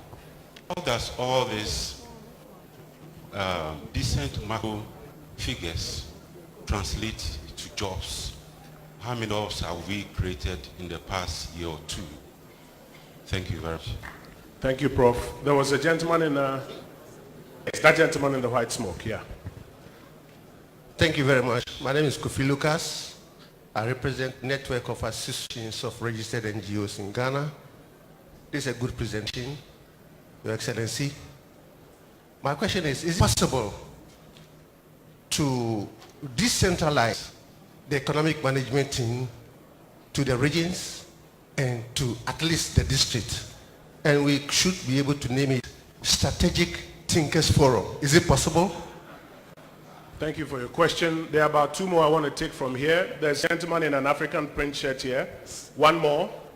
No, you are too close. I prefer a lady. I prefer a lady. We haven't heard from the ladies. I prefer a lady. There's a lady here, so I'll give her the second question and then I'll come to this third quadrant. Yes, sir. Please introduce yourself. Yeah, my name is Dr. Eric Otiabe, Department of Economics here in UST. Having listened to the performance of the economy, I want to know what the government is doing to ensure we do not find ourselves back to the IMF extended credit facility issue. There are always doubts about government fiscal prudence in election year. That's the second thing. What happened in the past two elections show a lot of fiscal indiscipline. What would this government be doing to ensure the fiscal slippage won't happen again in 2020 at the back of this performance? Thank you. Thank you. There's a lady who is already standing. So All right, thank you very much. My name is Eton Amse. I represent the Media General Group. I have two questions. The first one, data from the recent held MPC showed that despite a year-on-year growth in revenue as at January 2019, the outturn was slightly below targets for the month. Admittedly, January is too early to conclusions about the revenue outlook, but it also showed a continuation of persistent revenue shortfalls. Question is, what has been the impact of the revenue measures implemented last year? And are we too bullish about our revenue projections, which is why we are consistently recording shortfalls? My very last question. Following last year's banking sector cleanup, government had to bear a fiscal cost of at least, and from Dr. BAWUMIA's presentation, 12 billion cedis to close the assets and liability gap. With the anticipated cleanup in the microfinance and specialized deposit-taking institution sector, what is government's estimated fiscal cost, and how soon should we expect the green light for the Bank of Ghana to commence the cleanup? Thank you. Thank you. May I kindly encourage all of us to keep the questions simple, one each, so that we can take as many as possible. So one gentleman, there's a gentleman there, and I would want to find out if our mothers from the market will also have a question. It can be in any language whatsoever, no problem. We'll be happy to take it. Yes, sir. Please tell us your name and your constituency. My name is Kwakwen Chibodu. I do marketing for LA. Your Excellency, let me give you this scenario. My brother and I are giving an X amount to start business. I open a container, and then he goes for a half plot and builds chamber hall about 5. The first visitor I get is from the AMA. They have to ask for container fee. And then my next visitor is from GRE, coming to ask for income tax. The irony is that the tax they take for me, government will use to employ a rent officer to settle cases, to adjudicate cases between my brother tenants and himself. Meanwhile, he doesn't pay anything. So is the government considering tax on rent? My second thing is, I have my I'm going to have to stop you there. No, I have my receipts here. But the police, the interior minister here, you should listen. Please, please. Very quickly. The interior minister is here. The personal police, when we talk about vigilantism, the thing is about political vigilantism. The personal police in Accra here are playing vigilantism. AMA says what they are doing is illegal. Okay. But meanwhile, they issue... Okay. Chief, thank you. I'll take one other question, preferably a female. Preferably a female. Is there a female hand up here? By yourself, if there's a female hand up here, let's take it. We'll keep it as simple as possible so that we can take as many questions as possible. Yes, madam. Thank you. My name is Adubiesi Amabwaje, Japan Motors. I have two questions. You are from Japan Motors? Japan Motors. You deal in cars and parts? Yes. Go ahead. So I have two basic questions. One on the ports. I'm very excited with the reforms on the ports. But my question has to do with the suspense regime and especially with the warehousing. I realize that most of the time when these reforms are done, geared towards the home consumption where you're paying taxes directly from the port. But then the warehousing regime is left out. I'd like to entreat the economic management team to consider that as well, because there are so many changes, especially when it comes to bond. There are manual processes. We find ourselves in an automated era where those processes could also be automated. My second question comes to the automobile industry, where we're having quite a number of brands proposing to come in for assembly. I want an assurance from government that it's capital-intensive venture, and there should be an assurance to investors that when they put their money there isn't going to be government policy, political interference that's going to draw the carpet under them, the investment to go down the drain. Thank you very much. Thank you. I'm going to defer to the chairman of the EMT. The EMT is in session. So I'll defer to the chairman of the EMT to decide who he called upon to respond to some of these questions. I just want to quickly go over them. We'll go for another round of 2 questions from each side. Professor Korte is asking, how does this translate into jobs? From the CSOs, Lucas is asking whether EMT can be decentralized. There's a KNUST lecturer who's asking, what do we do to save her again? Media General, there's a lady who is asking impact of the 2018 revenue measures, and then the financial sector cleanup follow-up issues. Can there be tax on rent? Japan Motors wants the suspense regime and warehousing considered, and is asking for assurances that investors in the automobile sector will not be disadvantaged. Your Excellency.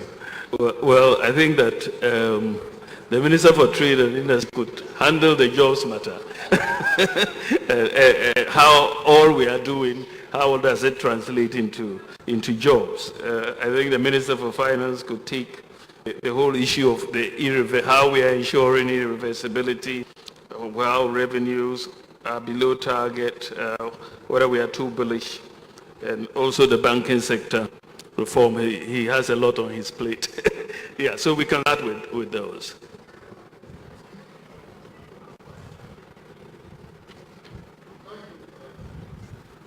Thank you, Excellency.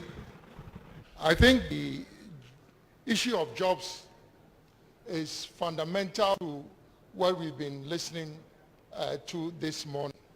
Now, the experience from almost all the matured economies in the world point to one thing, that if you want to create jobs on a sustainable basis, you have to be able to industrialize.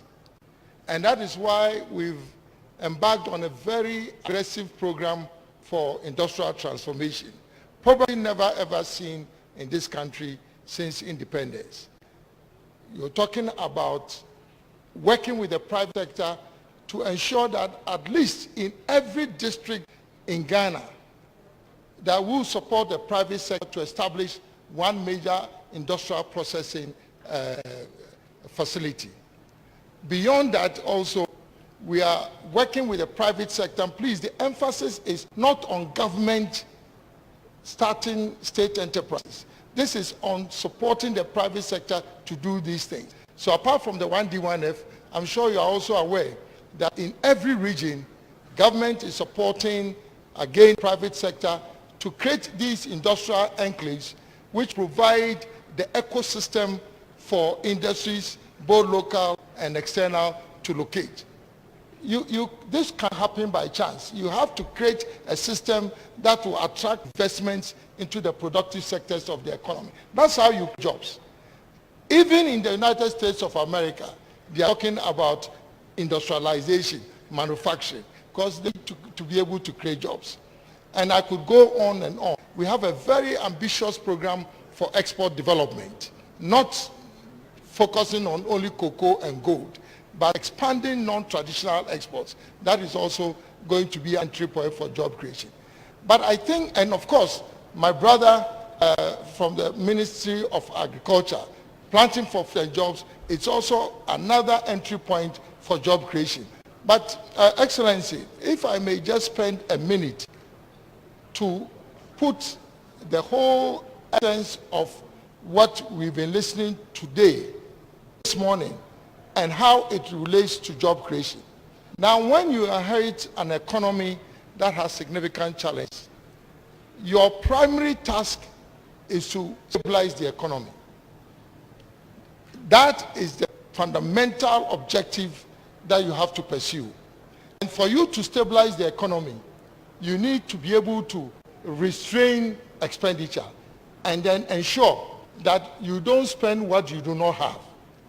And as soon as you pursue such a policy, obviously because you are not embarking on public expenditure, there will be a constriction of jobs. But we have no choice but to do that in order to create the foundation and the environment for the jobs to be created, for investments to come, for the jobs to be created. So I think that what we've done, and I need to explain this, that we started, of course, we could have started talking about only job creation. But as the Americans will say, it ain't going to happen unless you have a stable macroeconomic environment. Nobody is going to invest in your country, whether domestic or external.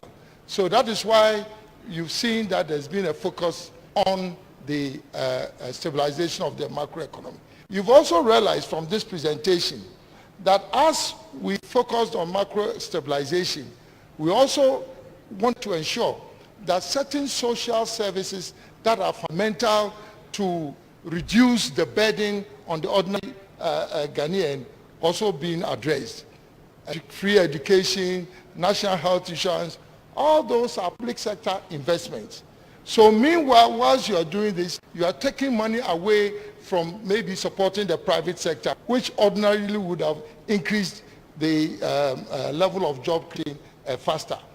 But as the Vice President said, if you want sustained development in any country, you have no choice but to create a condition that will generate the jobs over a very long period of time.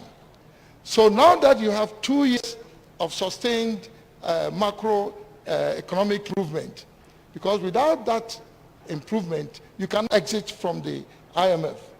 You cannot just go and say, I want to leave, and then they allow you to leave, because you have certain commitments. Now that we've been able to get that clean bill of health, and now that we've been able to address some of the social interventions, this is the time when you are going to see private sector boom, because the foundation has already been created. So if today we are announcing all these measures that would facilitate trade, that would expand investments, then you can understand that it needed to come at this time when we know that the environment has been created. So I thought that I should make the maybe I can just add on the auto policy. Yes, please. Again, when you talk about industrial development, there's been so much focus on one district factory, but that is only a small part of what we are doing. We apart from the 1D1F and the industrial parks, I'm sure you've heard about Ghana identifying a number of new strategic growth pillars for Ghana. For over 50 to 70, 80 years, we've been depending on only cocoa and gold. For how long can you as a country depend only to commodities to fuel your transformation? That's not sustainable. And that's why we've identified new strategic sectors of growth. When the Vice President talks about the integrated bauxite and aluminum industry, that is a major entry point for job creation, upstream, downstream. Iron and steel, another major entry point for job creation. If you have steel and you have aluminum, and you have plastics, which is what comes out of your petrochemical industry, then that's the basis for a very vibrant, I would say, construction environment. But we are going beyond these traditional sectors, and we've talked about the auto sector.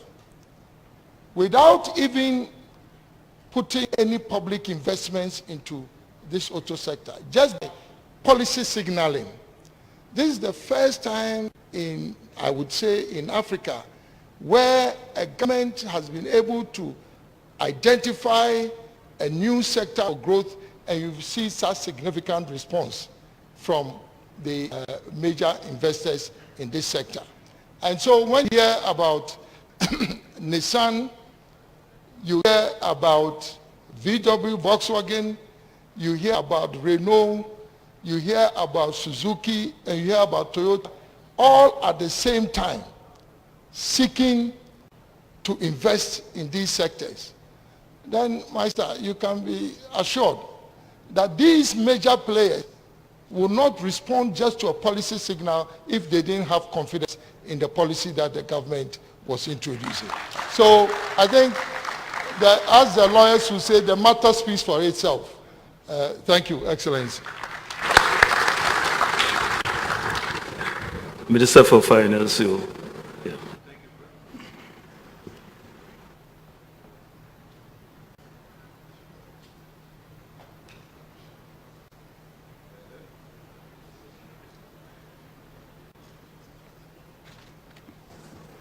Thank you very much, Mr. Vice President.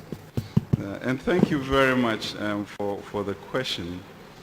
I think the professor from KNUST, I think asked a very important and niggling question that Ghanaians have and investors have.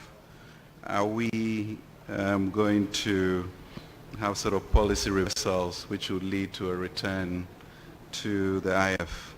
The President has declared that this is the 16th one, and never again are we going to do that. And never again are we going to do that. And I think, what transpired last week when we went to the bond market was an indication of the confidence in the economic management team and the resoluteness of where Ghana is going. But beyond that, knowing that it's a democracy and therefore you might or may not be in government, we went ahead to legislate this.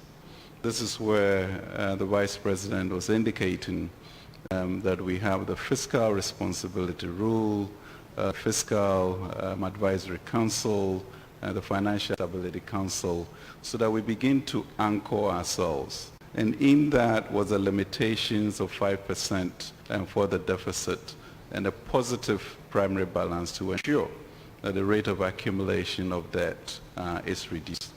It also means that we will not come into government in 2017 and inherit a deficit of 9.3. So whatever we do, you then operate within a band of reasonableness, irrespective of the government that is in play. I think that's very important and crucial. In addition to that is also the establishment of the Economic Planning Coordinating Committee at the Ministry of Finance, to be chaired by both the Governor and the Minister of Finance. And in that will be to ensure that we follow through with policies that we intend to keep and constantly give confidence to the market as to where we are going. I can assure you that never again would we go back. On the issue of 2020, I saw a cartoon showing the Vice President going to India to kind of hold down the city. We don't have to do that. We actually have the senior minister who was one of the first ministers to ensure that in election year he actually did not go into a deficit. So with his presence, wisdom and encouragement, we won't do that. But even before, as the Vice President mentioned, we are pushing ahead of an aggressive infrastructure plan. The Sino-High transaction that he brought to the country, which means that we don't have the pressures in 2020 to do anything untoward. And that's how we are looking to manage this. On the question of the outturn for our revenues, Kristen, we do encourage ourselves to overperform. But even if you look at what we inherited at, I think maybe it was 31 billion odd for revenue in 2016, and we are now at a 60 billion total target. So even this period in which we beat ourselves down, we are almost about 90% of where we are, whilst revenues actually have moved from about 52, whilst expenditure have moved from about 52 to 70, which means a 40% increase. So you can see what we are trying to do with managing the economy. But clearly, there's a lot more to be done with revenue. Because on the other hand, if you look at where we are at about 12% of GDP, which is way below our peer countries, which should be anywhere from 15 to 18. So that in there, is another maybe odd 20 billion that we can get. Not necessarily for GRA, but maybe with taxing rent and all of us in the informal market, paying. I think April 15th is tax day. I wonder how many of you have filed your personal taxes. and that all goes to the issue of the citizens' responsibility and the Republic and what we must each do and to participate in this transformation agenda. With regards to the banking issue, yes, we do intend to tackle the microfinance one. I think the estimate is on 953 or 53 odd million CDs that we actually have put in an escrow account to be able to tackle that. And then there's the SDIs, which is the savings and loans institutions, etc. And approximate about 3 billion that it will cost us. So with the plan to get through that. Mr. Vice President, thank you.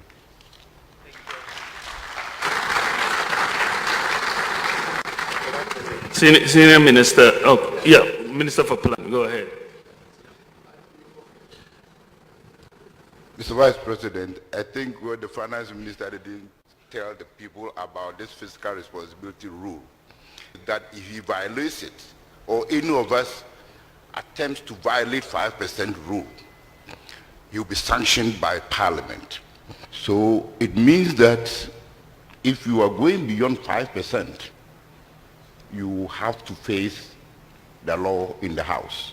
And that can mean maybe not jail, but at least, just close to something terrible. So it is actually, there is a sanction regime to prevent the finance minister or even any other minister who will push him to go beyond the 5% to really be brought to the House for sanctioning. And we think that one will actually settle the 2020. There will be no excess of the deficit over the 5% that has been fixed.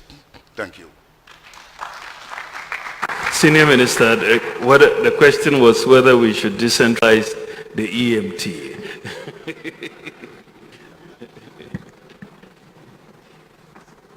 Thank you, Mr. Vice President and Chairman of the EMT. There is always one chief examiner per subject. The reason is that you want to ensure consistency. Now, if you decentralize the EMT in terms of persons, you're going to get a problem. What would be the equivalent of the Minister of Finance if you decentralize in the northern region or you decentralize the voter region? What is important is that if you listen to Samuaku very carefully, he said we invite agencies, we invite line ministers, we invite the press sector to listen to their problems and assist them resolve it in respect of promoting the economy. So we members of the EA should be ready to move to the regions and sit and let people appear before us and listen to local problems so that we can, using the same power, find answers to the problems in a decentralized manner. We have been sitting so far only in Accra, and I think it's a warning that we should decentralize our sitting so that we come close to the problems and resolve them. So I think I urge with respect to the Vice that we must be ready to move. It's a very important suggestion because some problems are local and you never get close to them if you are always in Accra. So yes, we centralize the sitting but not the membership. Thank you. Thank you very much, Senior Minister. That's why he has more gray hair than us. Yes, I think there was a question on the suspense regime for warehousing. It's from Japan Motors. It's something that we are looking at. I think we are examining that as well as part of all the reforms. So they wouldn't be left behind. So we can take the next of questions. Thank you, Mr. Chairman. And while we do that, let me kindly ask the controllers to activate all the microphones so that we don't have to have our members come up. I'm going to take two, and then we'll go for responses. There are also persons upstairs. Do you have a microphone upstairs? Okay, so while I get a microphone upstairs, let me start. I will come upstairs and take 2 questions. Let me take 2 questions from this side. There's a gentleman in suit here. There is another gentleman in an African print shirt. The ladies, where are you? Where? With the permission of the chairman, I'll come to you. Yes, sir.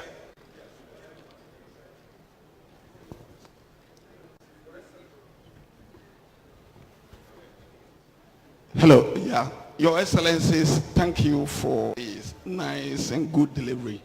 I'm Kofi Obiayirebi, representing Ghana Institution of Surveyors and Quantity Surveyor for that matter. The wind of digitization is blowing, and if my memory serves me right, it looks like something was left out. I would like to find out when this digital revolution affect infrastructure, or for that matter, the construction industry as a whole. When would we see full-blown e-procurement, e-contract or project administration, and e-payment? That once work is executed, you will sit in the comfort of your home and your accounts will be credited for work, duly and valuable work done. Thank you. Thank you. There was another hand up there. So you're asking about digitization of the entire value chain. Yes, sir. Yeah, hello. Thank you very much, Your Excellency. Name is Mr. Amujesi, the Vice Chairman of General Agriculture Case Union, but from the Council for Scientific and Industrial Research. Yeah, the Excellency's presentation on the 100,000 plus affordable housing, which the government is currently about to roll out. My concern is with actually the issue about land, the primary use of the land first before the affordable housing. Because currently there are government lands that are being used, like in case of Syria, they are being used for research purposes.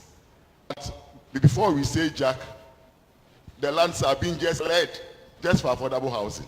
We are not saying affordable housing is not. It's good. We all come from our various homes. But why not maybe take the house to a hinterland or a rural area such that you can develop the area to stem urban migration? Than to have land that is already being used for research. I'm sorry, let me interrupt you. Bulldozed. Yes, sir. So specifically, your question is? That the primary use of the land must be considered with the stakeholders who are already on the land. They must have some discussion and amicably settle it. Because a lot of governments are being used for other purposes, and sometimes you find encroachers, private entities going in between the government and the agencies and then taking for private purposes. That is my appeal. Thank you so much. Thank you so much. Thank you very much, Your Excellency. There's a gentleman here. So I'll give you the microphone, and then I'll go for another gentleman in an African shirt at the back. I'm being asked towards African shirts. Thank you very much. So, Chairman, I'm a freight forwarder. I've been in the business for over 25 years. I must say today I'm so excited about the presentation we just made. And it's been something we've been talking about for some time now. And the effects on our businesses, I just can't imagine that.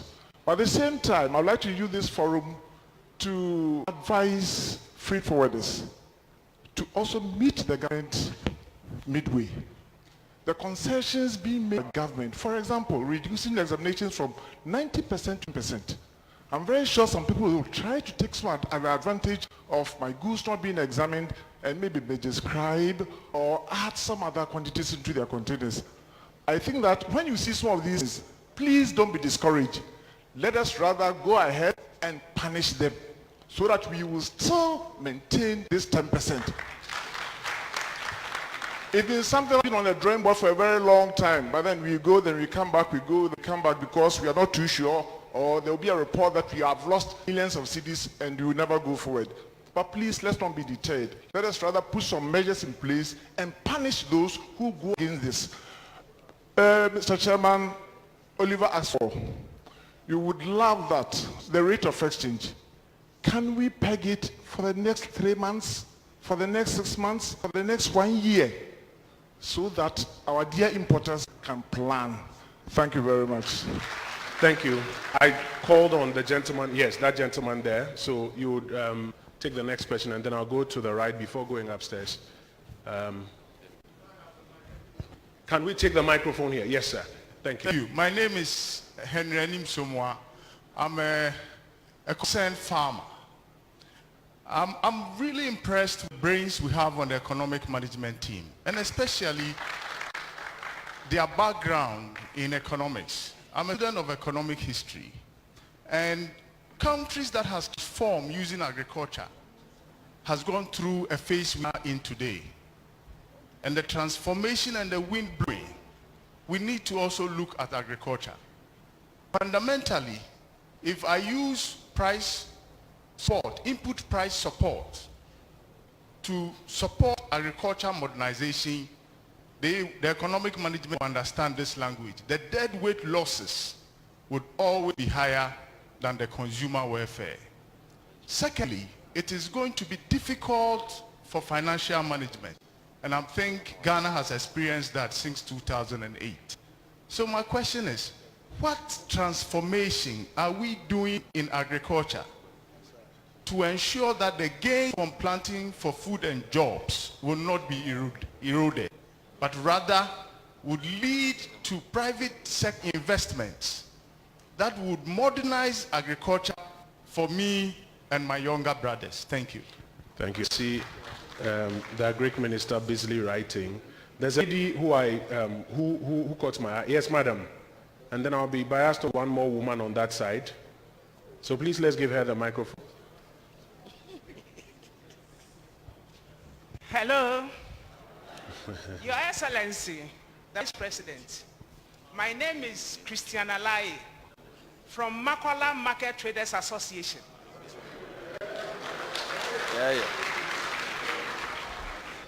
Yesterday, my colleagues gave me a long list of questions, but it seems you answered all the questions. I have a long list here, but I wish to thank you very much. And I'm pleading with you that tomorrow by this time, all that you've promised should be fulfilled. Thank you very much.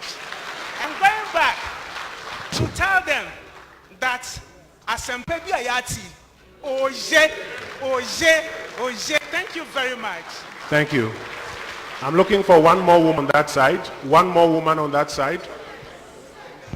One more woman on that side. If I can't find a woman, there's a woman here before I go upstairs. Can we please, madam, please come down. Do I have a microphone upstairs? Okay, so let me take one while I wait for her to come down. Yes, sir. Please introduce yourself. Thank you very much, Honorable Opoan Nkrumah. Mr. Vice President, thank you very much for the delivery. My name is Prince Ishmael Dima from Sisala East in Upper West region. When you were delivering, and I know the people of Upper West are so happy when you mentioned the road network, and you mentioned $1.5 billion. The two Sisala districts, since the inception of 1992, have been the most worst in terms of road network. We have complained bitterly in the past government, but we have not seen any improvement. And when you mentioned the 1.5, I know, even though I'm not there, they are happy and dancing. We want to beg you that when the road network is about to begin, consider the people of Sisala East and Sisala West. We are terribly affected by the road network. Our food delivery is bad. Mr. Opoan Nkrumah, let me add that since 1992, in the 2016, we went back home as the youth of our area, delivered for the first time the 2 seats, the MPP. And today, your question. Yes, we want our roads to be worked on. That is my question. The second one, let me finish. The second one is the Takoradi. I work in Takoradi, so I want to plead for Takoradi. When you come to Power Grant, the road, there's a very huge traffic, and we want an interchange to be put on the Power Grant. Thank you very much. You're asking for Sisa and Takoradi at the same time. Yeah. There's a woman upstairs. Go to her after you. Let's hear you, madam. Yeah. Thank you very much. His Excellency, I'm Ejewa from Okanshi, WISAC. And what we want to ask... Ejewa, what is WISAC? WISAC, Wholesalers, Importers, Shop Union of Ghana. So it comprises importers, shop owners, and wholesalers. Our problem about the duty is the pen of the dollar. If after all this and the dollar is not pegged, I think when the dollar goes up, we will still face the same problems we've been through. So if the EMT can work on that for us. And secondly, there is a new, it was there is this state warehousing that is being put on our duty papers. The way it's calculated before, if your contract comes in, it's quoted like 75 Ghana for a 40-footer and 40 Ghana for a 20-footer. But now the way this state housing charges being calculated, I think it's still going to add value to whatever the CCVR will come up to. Thank you very much. Thank you. Madam, I'll come to you, and then I'll come for us before the last 2 rounds. Yes, ma'am. Thank you very much. My name is Nadake from the Institute of Chartered Accountants, Ghana. My question is, when will we have a woman financial management brain as part of the economic management team? Thank you very much.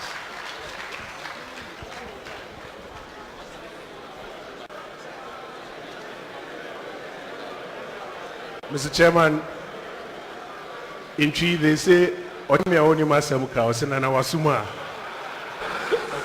Over to you, sir.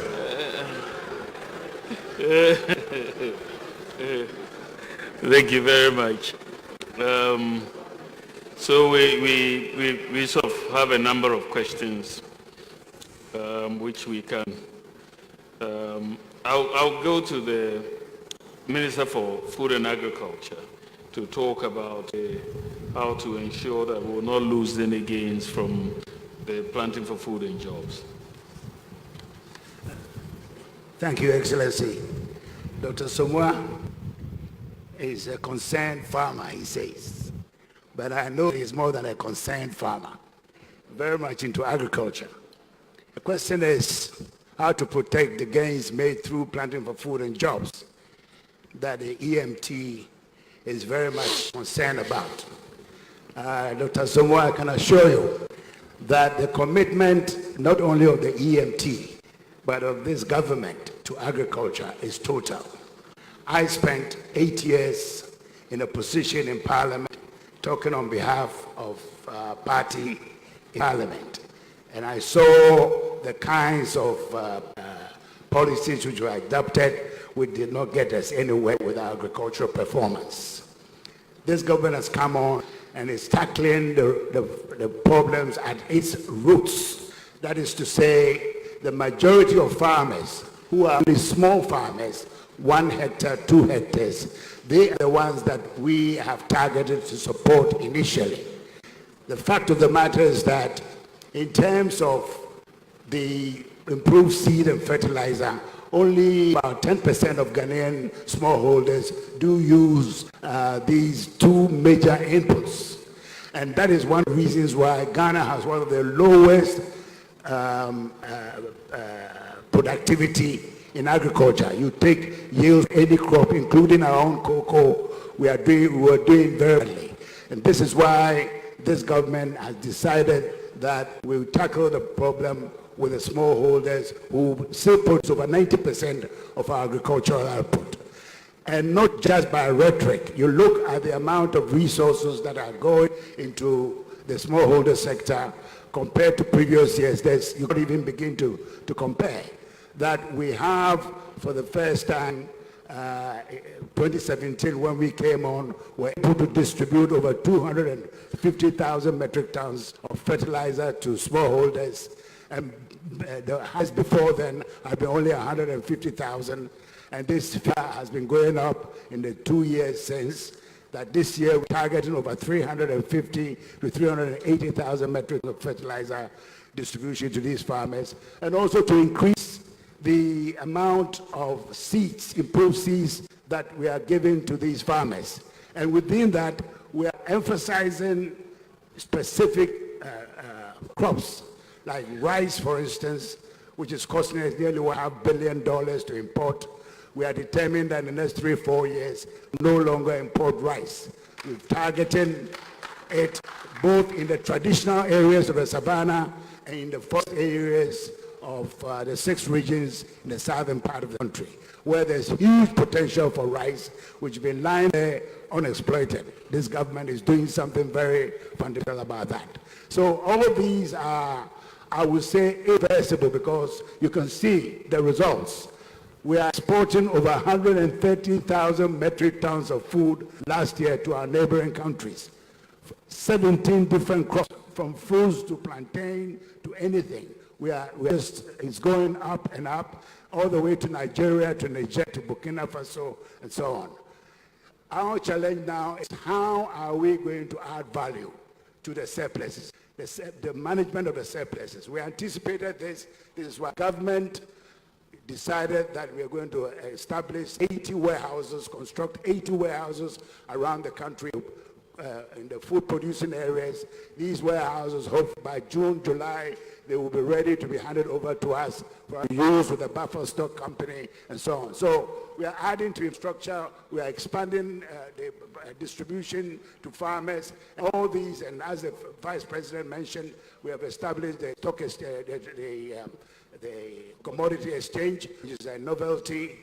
We are establishing at the moment a draft bill going to our cabinet for consideration for a multi-crop production improvement authority, which will take care of in the development of 6 major tree crops, so that in the next 4, 5, 6, 7 years, we will be receiving more revenue from these new crops than cocoa for the first time since Tetekwashi brought cocoa to Ghana.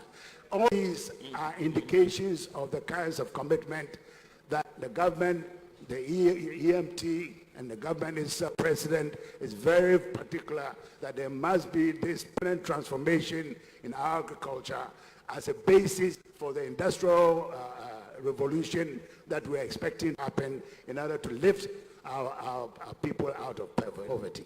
So that is the commitment that we have. Thank you. Thank you very much. I think someone from CSR asked about the primary use of land in terms of affordable housing, and also the Ghana Institute of Surveyors asked about construction industry and whether we'll do e-procurement and e-payment as part of the digitization. Minister for Monitoring, do you want to attempt those?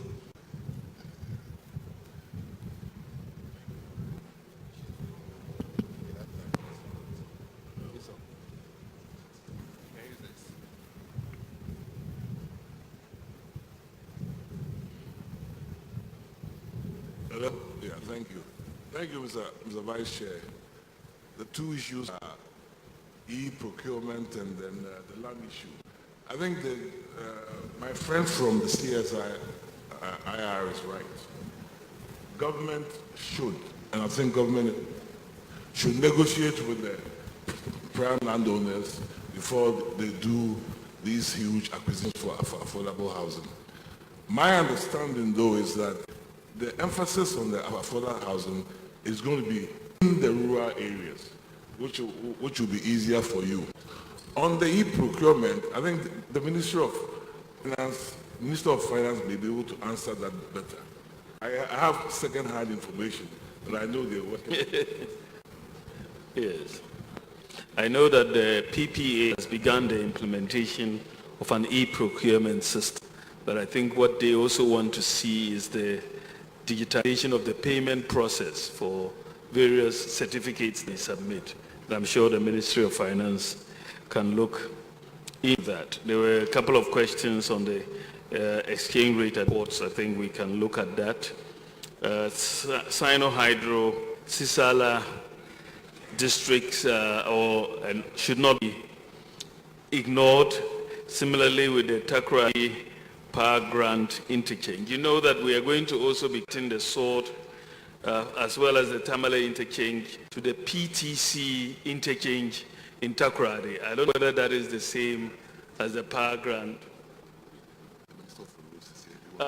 Minister for Roads, is that the same as the Power Grant? There is a PTC interchange, I remember, which is on the list of roads we are going to. I don't know if it is the same. That's the Power Grant. Thank you, Mr. Vice President. Yes, if we cut the sword for the PTC interchange, it will stretch to that side. So the program is talking about will be solved. Okay. And after 10 from Tamale, the next sword cutting is Tamale, the PTC interchange. Thank you. Thank you very much. Thank you, Minister for Road. He's been working tirelessly, I must say, to make sure this whole Sino-Hydro happens. And I want to thank you for it. He's been really tireless at it. He's been working very, very hard. I appreciate what he's doing. The state warehousing calculation, we will look at that as part of what we are looking at the ports. So let's take another set of questions. The senior minister will say something. Thank you. Thank you, Mr. Vice President. Yeah, go ahead. Yeah, go ahead. Thank you, Mr. Vice President. I think a lady posed a question about the implementation of these measures. It's a very important question. Now, if you ask for a benchmark price to be reduced by 50%, people are to implement it. People already are taking advantage of the 100% and benefiting directly from it. If you ask for 10% of containers to be open instead of 20%, there are people who are interested in opening 9% for whatever gain comes to them. And therefore, we need to have in place a special task force to support the implementation of these measures, and we shall surely do so. So that people will not set aside these side rules we are putting in place. Because of our benefits, we must have a task force to implement these. And lady, I can assure you, we'll do so. Thank you very much. I think there was also a question on when there will be a woman on the EMT. The advice has been well received. Thank you. Thank you. Excellency, I'm not reporting, but I've seen the GRA boss and the customs boss here. You may want to give them some instructions right afterwards. I'm going to take two each as we go around in the final set of questions. I'm going to start from here. Yes, I see. Yes, sir, you. One more, and then I'll take you in the African print. I've been biased towards the easy enough, so I'll take the two of you. Yeah. Yes, I see your hand in the African print here, and then I'll take the man in smoke here. Well, I'm holding the mic, and I'm here. Hold on, sir. You don't interrupt like that. Hold on. We'll go in that order. So let's start with you, sir. I'll come to you. Thank you. And thank you, Your Excellency, for this very comprehensive overview of the past 2 years of your government. Mine is actually a call for action, and it has to do with the trade facilitation. Can you please introduce yourself, sir? We want to know My name you. is Ziad Hamwi. I am the National President of the Borderless Alliance for Ghana, and I speak for the advocacy groups who deal with regional integration and trade facilitation. And I would like to bring your attention an update from yesterday, as the Parliament of the Ghana has ratified the African Continental Free Trade Agreement, bringing the total ratifications to the 22 number, which is the required number for the entry into force of that agreement, which has the potential to create an African market of 1.3 billion people and up to $3 trillion in GDP. And so I am bringing this to the attention of the Council of the Economic Management Team due to the fact that last year Ghana has placed its bid to host Secretariat of the African Continental Free Trade Agreement. And the reason I'm bringing this to the attention of His Excellency is the fact that we as civil society organizations and advocacy groups are very prepared to work towards ensuring the success of the bid to host that secretariat in order to support the transformation of Ghana into the preferred destination for doing business on the continent. So your question, sir, your question? It was a call for action, and so it is an appeal to further and to collaborate. Thank you, sir. Grateful. The gentleman in the blue kaftan down here. There's a gentleman in the blue kaftan here. Don't worry, we'll come back for some more questions. So there's a gentleman in the blue kaftan, then I'll come to the middle, then I'll come here and go up. Your Excellency, Mr. Vice President, my question is about the health insurance. Yeah, I'm Nana Onyame, Futa Kumasi. The government is doing well, catching up duties and all those things. But when I clear my goods from the port, I supply to the hospitals. And the National Health Insurance to pay the hospitals so that they also pay me. They don't pay. So you also intend not to supply again. If a patient goes to the hospital, they will write even APC or common gloves to go out from the counter. They bring it to my shop. Method gloves. But the examination gloves is packed. In one pack is 100 pieces inside. So you can't open it and give them 2 or 3. So you're supposed to buy the whole packet. And it will go waste.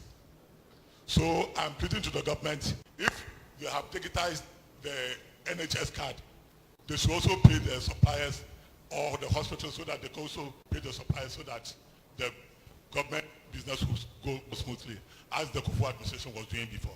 Thank you. Thank you. There's a gentleman in smoke here. There's a gentleman in smoke here. There's a gentleman in smoke here.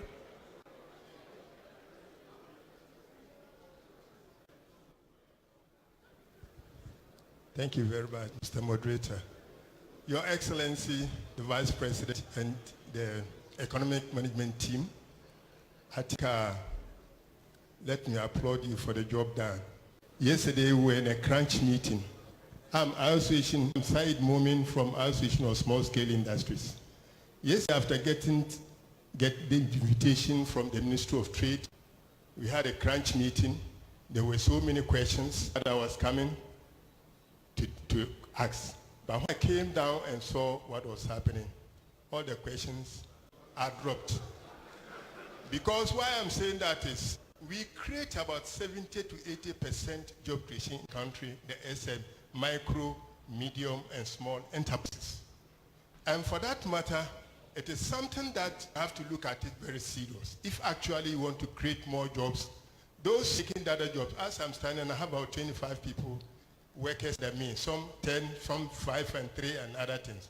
So we are looking at it that our only headache as at now, even though this might not connect with your destination, is the MMSE policy that is on the drawing board. We want Ghana to get it. For those who don't know MMSC policy, medium and micro, medium and small enterprises policy, which Ghana have not yet gotten. So I'm pleading with you, the government, to do that. And this today, the voiceless have now got the opportunity to say something. Thank you. Thank you. There's a gentleman in an African print shirt at the back, so I'll take him, come here, and then I'll go upstairs. We'll take responses and come for the final round. Your Excellency, the Vice President, I know we are aware that in Ghana we have religious bodies, which is now we call Ghana Conference of Religion for Peace. I would suggest that when there is a time you sit down to see certain things in Ghana, I plead that you should think of the religious bodies, the Ghana Conference of Religions for Peace, GCROP, and I will be very happy about that. So I suggest that this economic management team, I would like to see the religious bodies on it. Also for you ambushed us. But I'll go back, yes, to the gentleman in the African print shirt standing. Then I'll take you here. I'll go upstairs and take 2.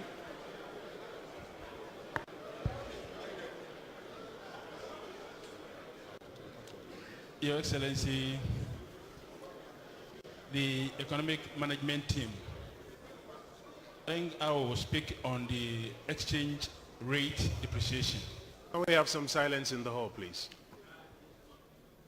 I just want to find out that when you travel outside the country, and I believe all of us are very much aware, it's very, very difficult to change dollars in those respective countries. For example, even South Africa,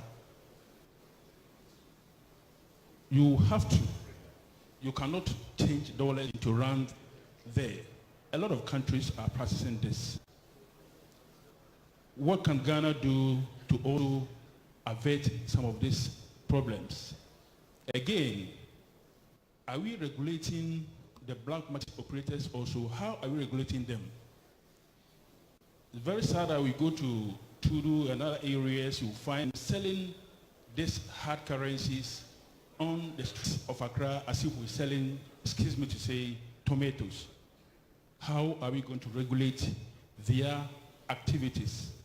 If we're able to even regulate them as well, we might even have some sort of taxes from them, because it looks as if all of them are running away from the tax net. So what are we doing to regulate their activities? Okay. Again, is it possible we can change or review the 100% repatriation of interest, 100% of interest of profits in the GIPC, that's the Ghana Investment Promotion Center Act?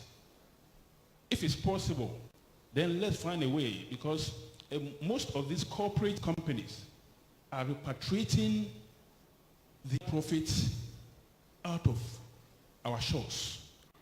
And even if you are talking about repatriation of profit, how are we even checking them? Possibly even their principal or their capital might also be part of the repatriation as part of their profit. Thank you, sir. Want to take a few more questions.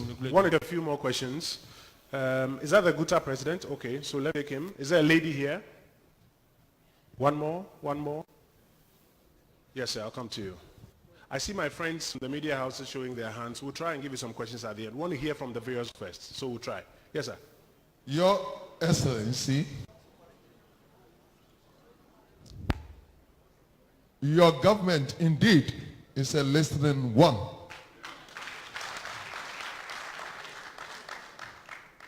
Whatever you said here was as if you were saying the same things that I've been saying on air. It means that whatever thing I say on air registered in your head. But who are and you? then Please you find introduce solution. yourself properly.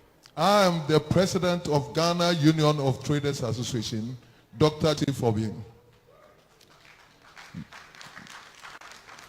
Your Excellency, you have given us paperless system which saves us time-related costs. And now you have given us real value cost reduction. And we do appreciate. We thank you and your ever accessible EMT. We thank the president himself for the kind gesture.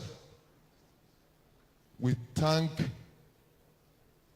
the Council of State, through whose intervention we've gotten this stage.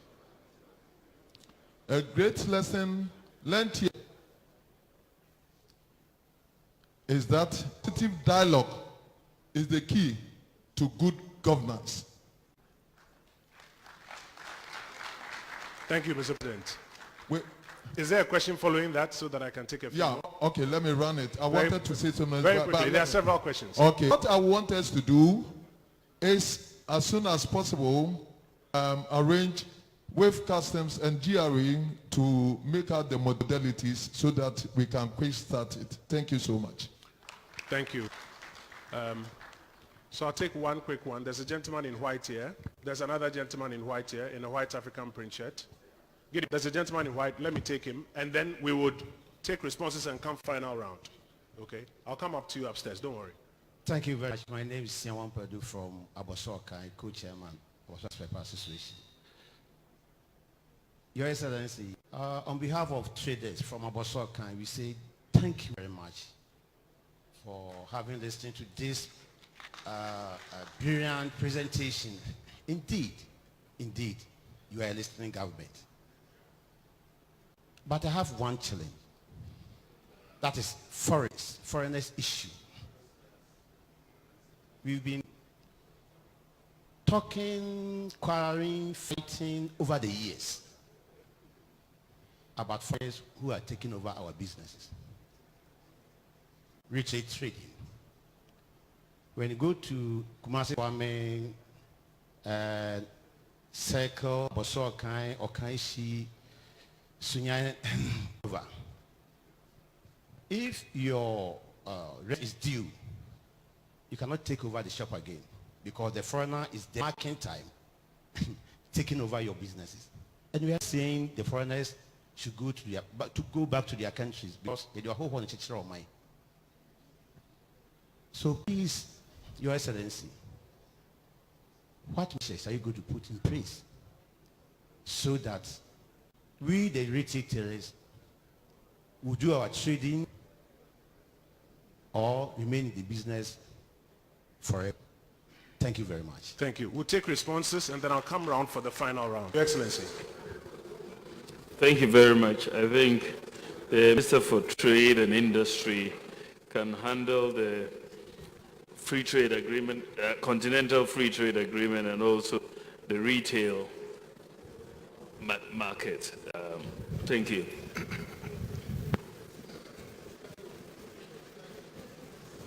President. Thank you. Thank you, Mr. Vice President.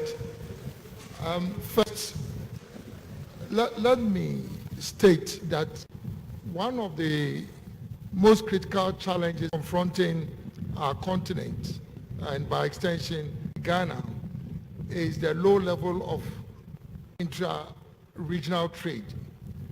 Currently, intra-European trade is estimated out at about 68%.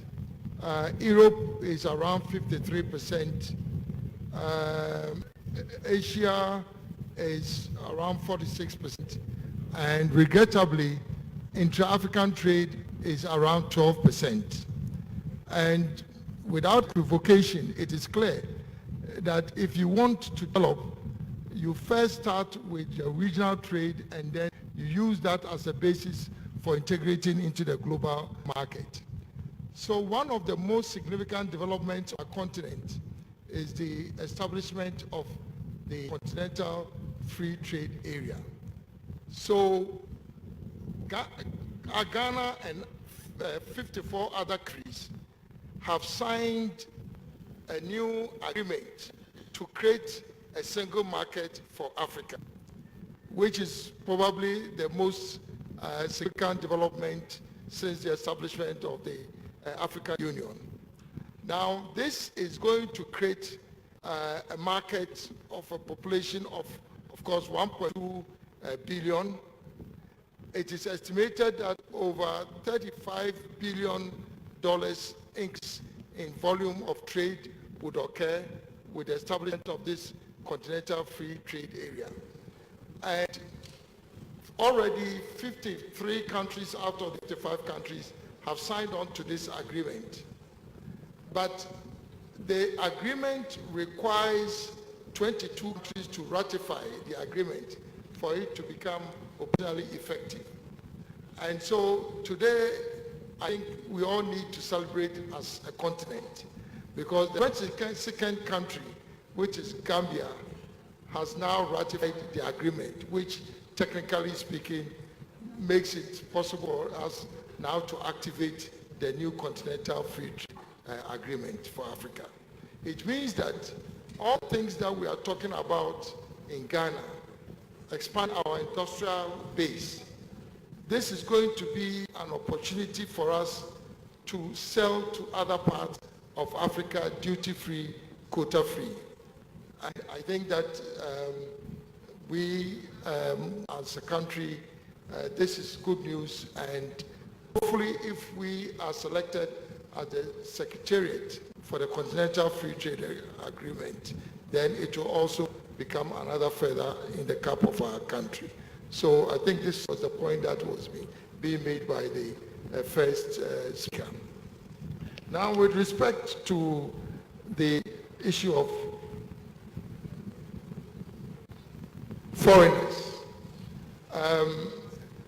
the Ghana Union of Traders Associations and the Ministry of Trade and Industry have been working actively on this matter. And I'm sure the fact that there's not that much tension in the retail trade arena, I think it's a reflection of the contribution of GUTA in particular in supporting government to find a way of addressing the influx of foreigners in our retail trade on a sustainable basis. Now, I can say also that this matter now is before Parliament. Parliament has established a joint committee of the Select Committee on Trade and Industry and Tourism and then Defense and Security for this matter now to be interrogated on a more permanent basis. So I can assure you that it's under very serious and active consideration, and hopefully we'll find a permanent solution to this challenge. Thank you, Excellency. Thank you. I think that there was also a question on making sure we are up to date with national things, any delays. So I'm sure the Minister of Finance will take that on advice and make sure if there are any delays, we don't have them. The Senior Minister, can you respond to the whole issue of our exchange rate regime being a bit too loose? People can just buy forex or sell forex, unlike in South Africa. What would you have to say on that?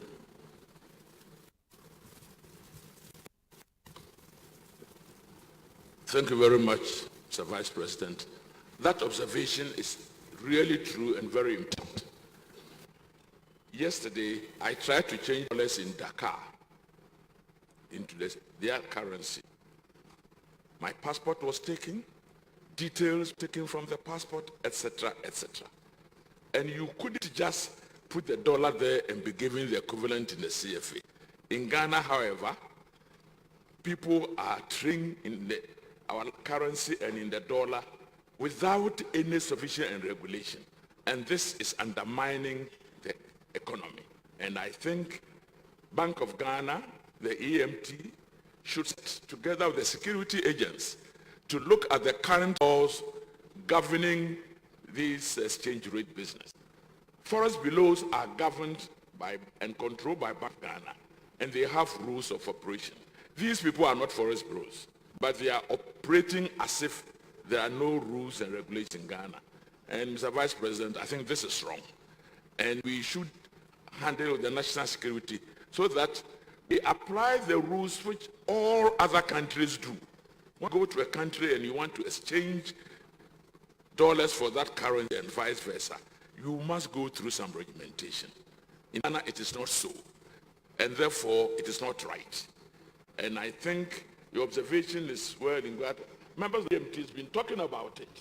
But we need that cooperation between EMT, Bank of Ghana, and the security agencies to put a stop to this illegal business. It is illegal because they are not forest bureaus.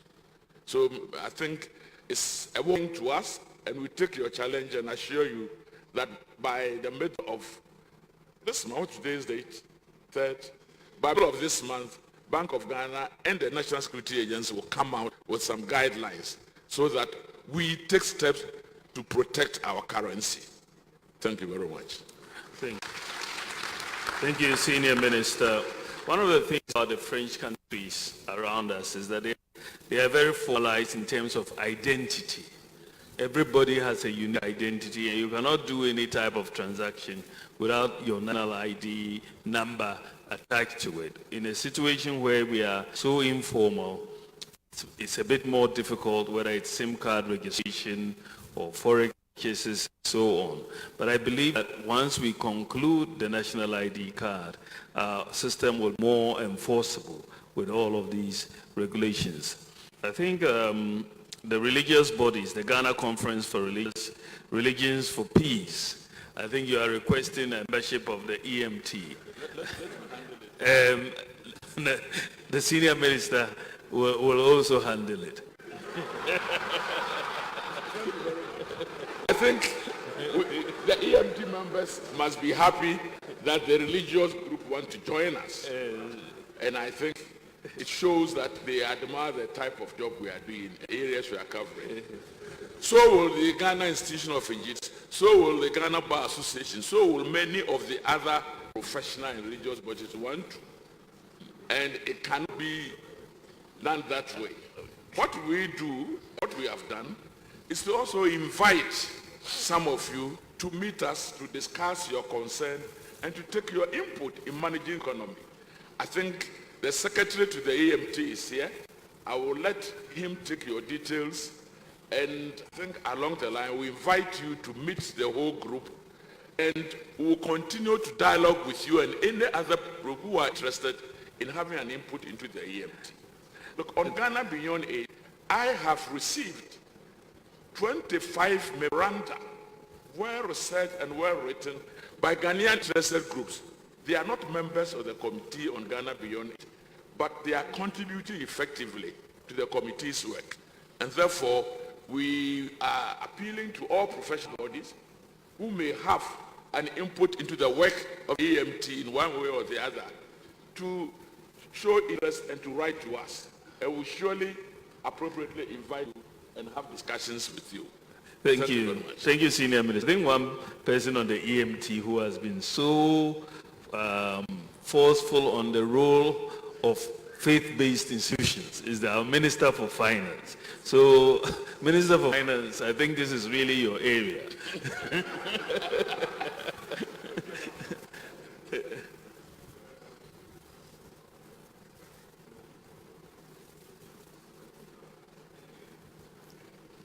Thank you. Thank you very much. And I guess it's, Mr. Vice President, this is an encouragement for, religious leaders to get into politics, because you have to be a member of parliament or a minister to be on the EMT, and it's encouraged. But obviously, as you can see, we take religious views very seriously, because that's 9% or so of the country. And there's at no point in time that we undervalue that relationship. And on my advisory board at the ministry, we do have representation from religious bodies. Thank you. Thank you, Minister of Finance. I also want to share, for example, when we were in a session, we put together a team to look at value for money, and wanted to see how we could standardize the construction of schools, of hospitals, and of roads. We were looking for institutions that were able to get value for money, and we invited, for example, the Church of Pentecost to come in and share, because they seem to complete a lot of buildings without spending too much money. And they came in and gave the EMT very, very good input.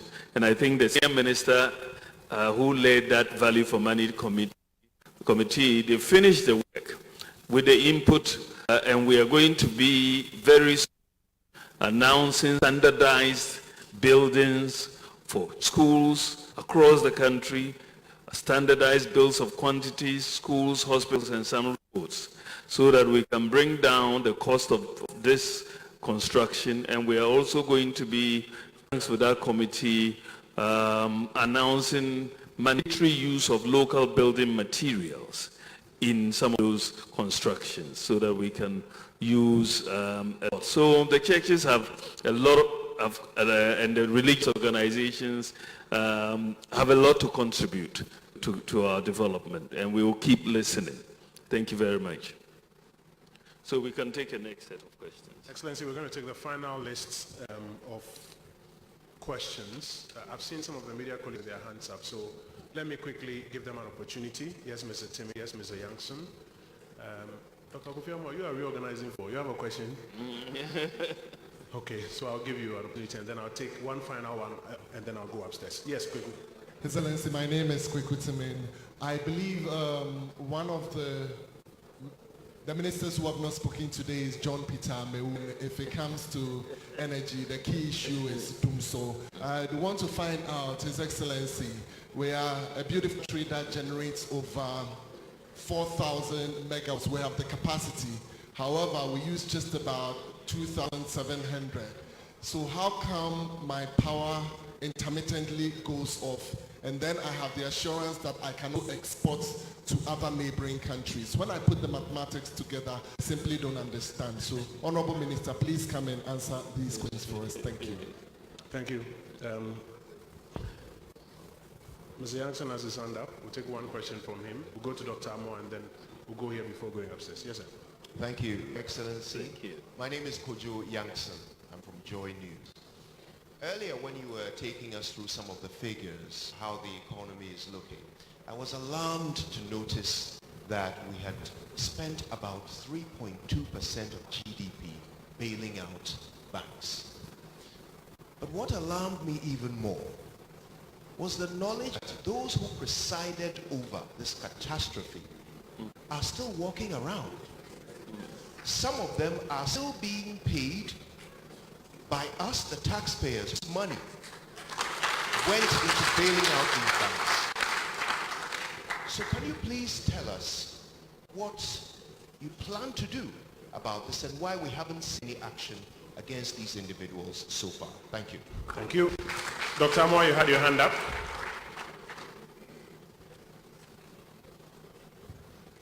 Thank you very much.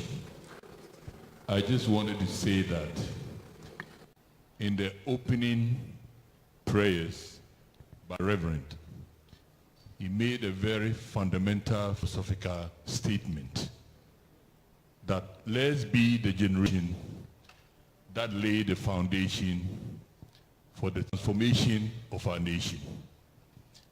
Now, sometimes you hear people are saying there's no money in the system and all that.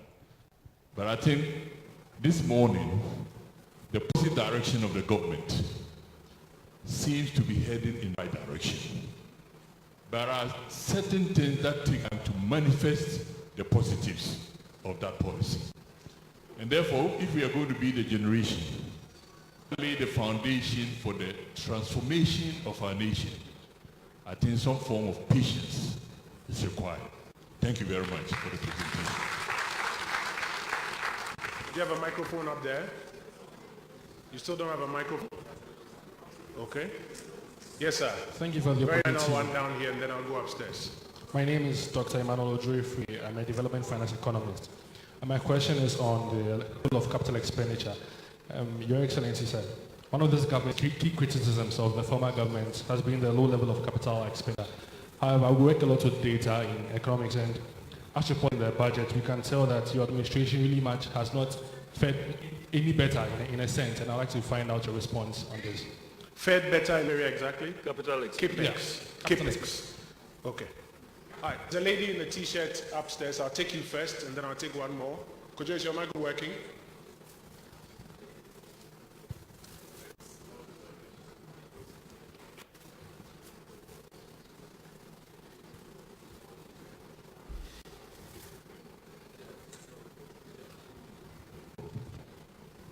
Is that microphone working? Very quickly, very quickly.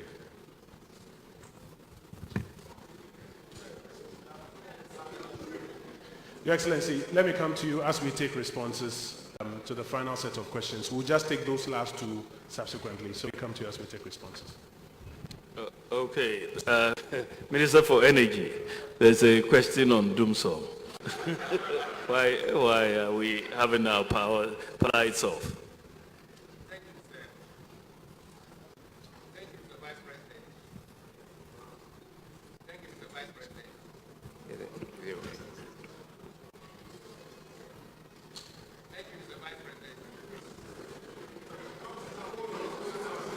There's Dumsor on the mic.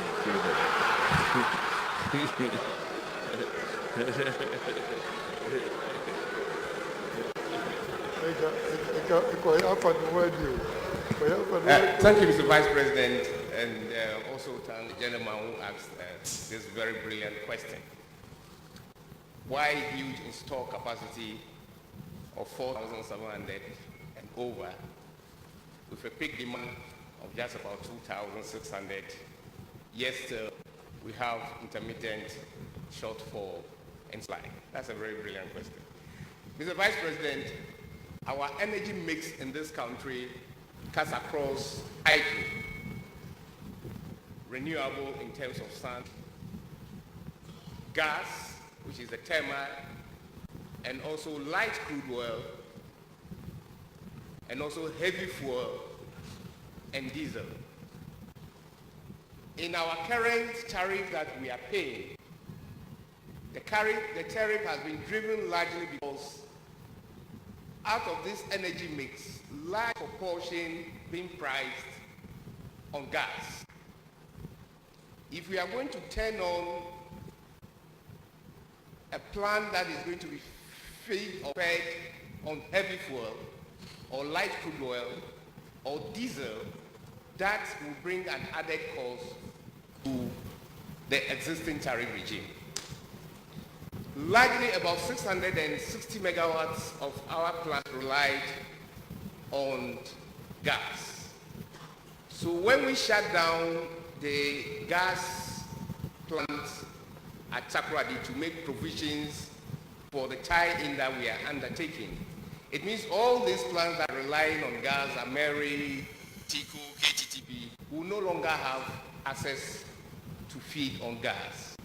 But what we have done is through the benevolence of the Ministry of Finance, sufficient fund was made available to procure light crude oil, diesel, heavy fuel for plants that relied on both gas and fuel. Some plants are dualized. When the plant is dualized, what it is that it can feed both on light crude or gas. All these plants that I've mentioned do not have that capacity, only rely on gas. So the shortfall we are seeing currently, it's as a result of the migration largely from the gas-fired plant to the light crude, heavy fuel, and then also the diesel plant. We have sufficient diesel currently in the stock of Tema Oil Refinery and most of this plant. I want to assure Ghanaians and also all the listeners gathered here, the participants, that first of all, we want to apologize for this intermittent supply, but we are never back to the era where we have consistent, persistent shortfall in supply. We are in an era that there is installed capacity available, but what we need to do is change that installed capacity to availability. As a government, we continue to pay for gas that is available but cannot be used.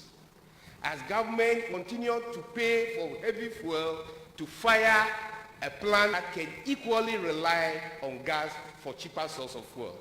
And so what His Excellency has directed we do is to move the plants that are feeding on heavy fuel from Tema to Takoradi.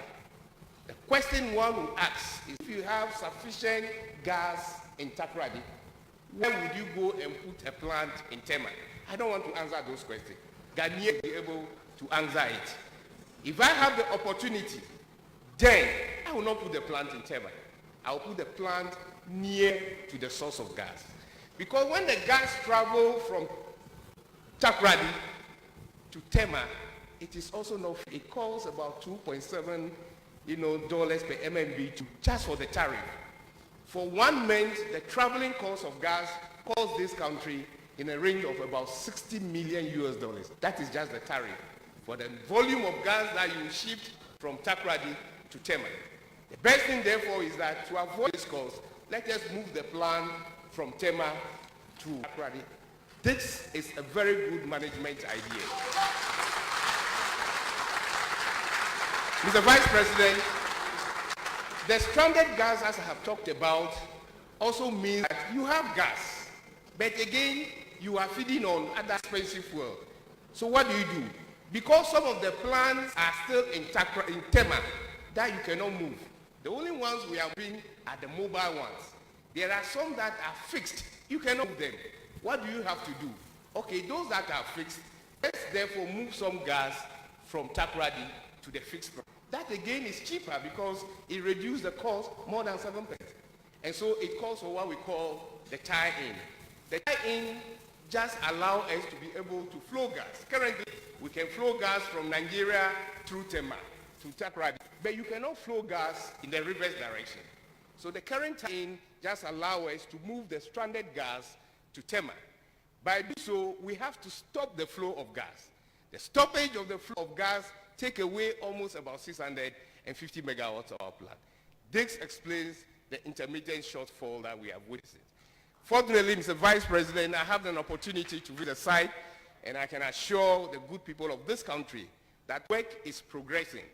The best thing we can do is make sure that we speed up this process. And I can assure them that by the 12th of April, we will complete the tie-in. What good thing is tie-in also doing? We are not only just tie-in, cutting, and joining people estimate. We have also begun to expand the current capacity of 130 to over 405 standard cubic meters of gas per day. That's an expansion that we've done. Another thing we have also done is to provide opportunities for the future, because we are forward-looking government. We are not looking at elections. We are looking at the future. So we begin to provide opportunities for future expansion. The government idea of one district, one factory had made us to add more valves so that in future, power agencies or other industries that want to rely on gas can easily tap in without shutdown. Without shutdown, because we are learning from our experience. So Ghanaians, we are sorry, this short period is just intermittent. And I can promise you that from 12th of April, when the tie-in is completed, you will continue to enjoy sustainable use of your power. Thank you so much.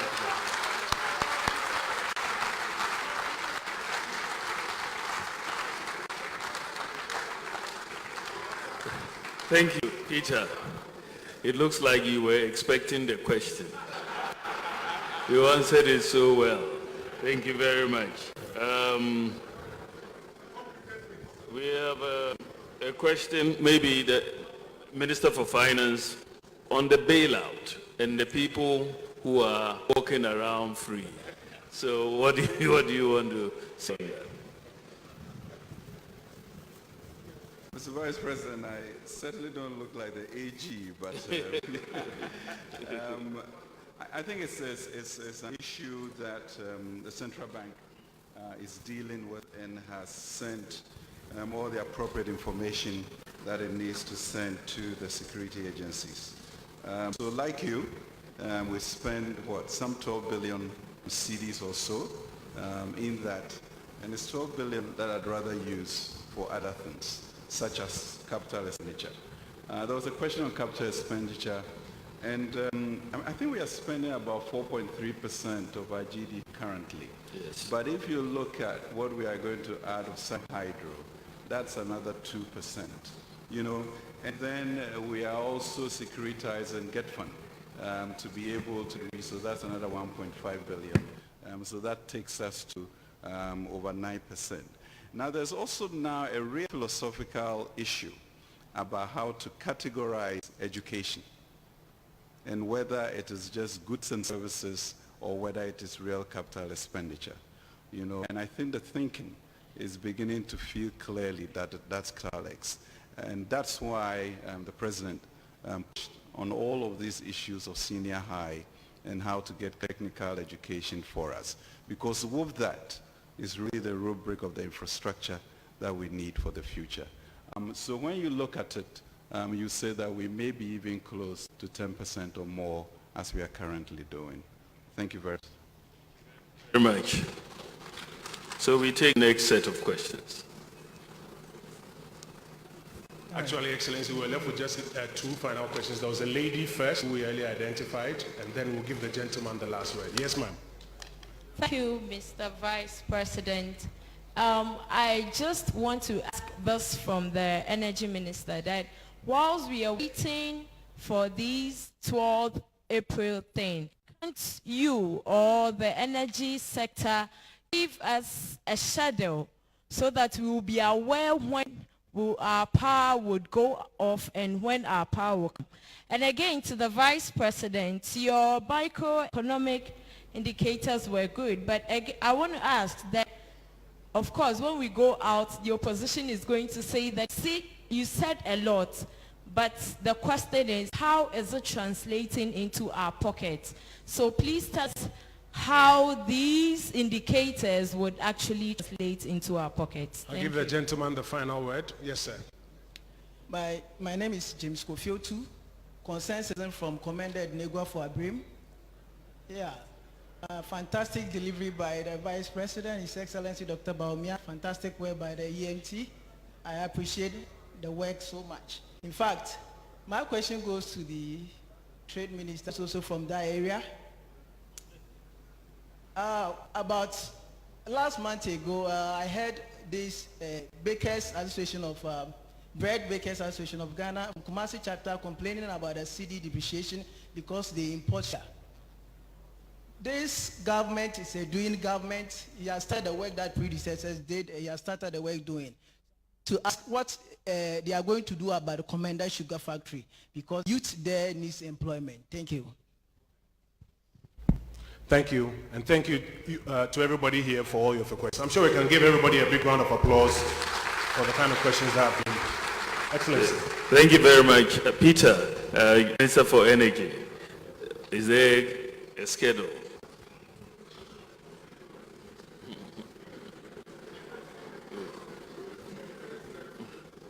Mr. Vice President, yes, we've directed the various agencies to provide information to areas that would not experience lights being on. Mr. Vice President, it's also important to know that these agencies have their own internal mechanism. For instance, in Ashanti region, most of these areas have already been informed to the SHADA. I'm quite surprised why some of the areas are not receiving those information here in Accra, because I always have it on my notice. They send me a notice that these areas would not, be able to experience a light on. But Mr. Vice President, we still insist, from looking at the participants, the need, still insist that we intensify, some work so that the people who will be out of light, of course, they will be made to be aware that they will not experience light during the period. Thank you very much.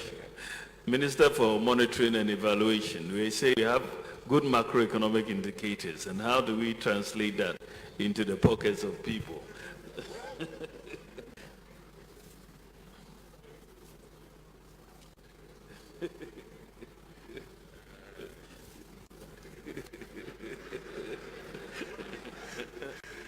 Thank you very much, Mr. Vice. I thought you would give it to the Minister of Finance. But since you asked me to, I'll try and mention a few areas. I pay a lot of school fees in my constituency. And I know that since the free SHS came, the number of people coming to me for school fees has gone down. So in my pocket, at least, I can feel it. And I'm sure a lot of parents are feeling it. It is true that when the macro fundamentals are good, we expect it to translate into the macro. I think Honorable Alan Chabatin tried to tell us that the time is coming for all of us to feel it in our pockets. We needed to stabilize macro. But once you get jobs, you'll be feeling it in your pocket. Thank you. Thank you very much. I think the other question is on the Commander's Factory. Minister for Trade, that was yours. Mr. Vice President, I'm sure we are all aware that the Commander Sugar Factory, right from inception, had very serious technical and financial challenges. And you have a situation where a factory of size, $35 million valuation at the time that it was completed, but there was no plan or program for the raw material base that would feed into the production process. In that fact, when we took over, The plant itself, technically, although it had been commissioned, it was not in a position to produce refined sugar. The process would go up to a certain stage. You needed to complete the technical configuration before it will run on a profitable basis. So government took a strategic decision at cabinet that, look, this ought not to have happened in the first place, but we are saddled with this, and that we needed to find a way out to reduce our losses. So we commissioned a new exercise to attract some other strategic investors.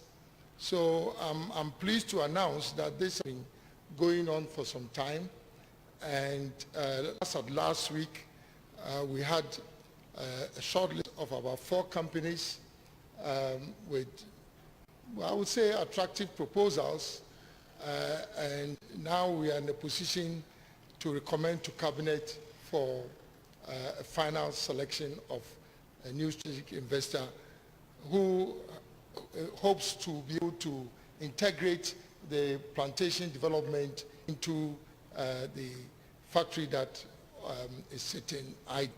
And so hopefully within the next couple of weeks, I'm sure that there will be a public announcement on that. And Commander should be back in terms of its long-term sustainability. Thank you. Excellent. The Minister for Finance will add a few comments. Thank you very much, Mr. Vice President. I think the question about how it translates into our pockets is truly a very important question. And it's important because I would want us to understand where we were, as the Vice President has said, and where we are, and truly where we want to go. And to also appreciate sort of the sacrifices that we all have to make in that interim period. And when you see the amount of work that has been described by the EMT, it is clear as to the vision that the President wants and the type of work that is going on. And there will be honest mistakes, on the way. Clearly, the focus on our human capital so that there will be social justice in the distribution of what we have. A key thing to make us ready for the future, I think, are those things that we need to contemplate. And we need to build a broad consensus such that the margins that we disagree are really shrunk. You go to Norway and there's literally 80-85% consensus on what the citizen's role is and where the country is going. So that when we talk about opposition, it's not destructive and it does not sow seeds of an unequal distribution. So we see an economy, for me at the Ministry of Finance, is how do we keep this economy stable so that the individual entrepreneur then can get access to finances at rates that we can support. How do we bring these lending rates down, even as the Bank of Ghana continues to make really strong efforts, to help us clean the banking system so the chassis is strong and it can redistribute. How do we ensure that even in that process, Ghanaians are put first, and therefore how do you save some Ghanaian banks who were solvent? I think those are the issues that sometimes we need to contemplate. So yes, we'll continue to look at stabilizing the economy. It's first and foremost, and nobody should really belittle that, about you can eat it or you can eat it, etc. Because without that, the capacity to build into the future, jeopardized. So I really, especially for also those in the middle class, to be able to really break down, what has been done and ask questions if I'm in a position and I tell you something, to really throw back the question to that person. Because if I look at the indices that were shown, 2014, 2016, and 2018, for us to then pretend that really nothing has happened and you take a marginal issue and blow it into state, that does not help us. I think it's a disservice to the Republic. But for us, we will continue to work looking beyond elections to make sure that every Ghanaian is part of this new transformation and opportunity that the President has given us mandate to do. Thank you very much, sir.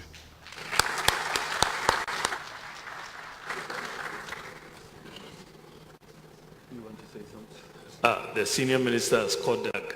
He wants to say something.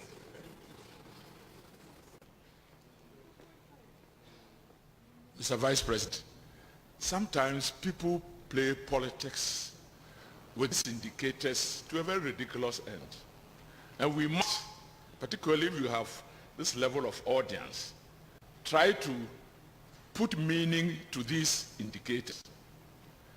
Without oil, President Kufuor moved the growth of the economy from 3.7 to 9.2 without oil. GDP is nothing more than the total productivity of the whole economy, everybody's input included. That's the measurement of GDP. Without oil, then oil hitting, and it went up naturally to 14.1 thereabout. With the oil continuously flowing, the GDP is brought down to 3.4. There must be something wrong with the management of the economy. There must be something fundamentally wrong with the management of the economy. And if anybody who's brought down the growth from 14% there around to 3.4, and within 2 years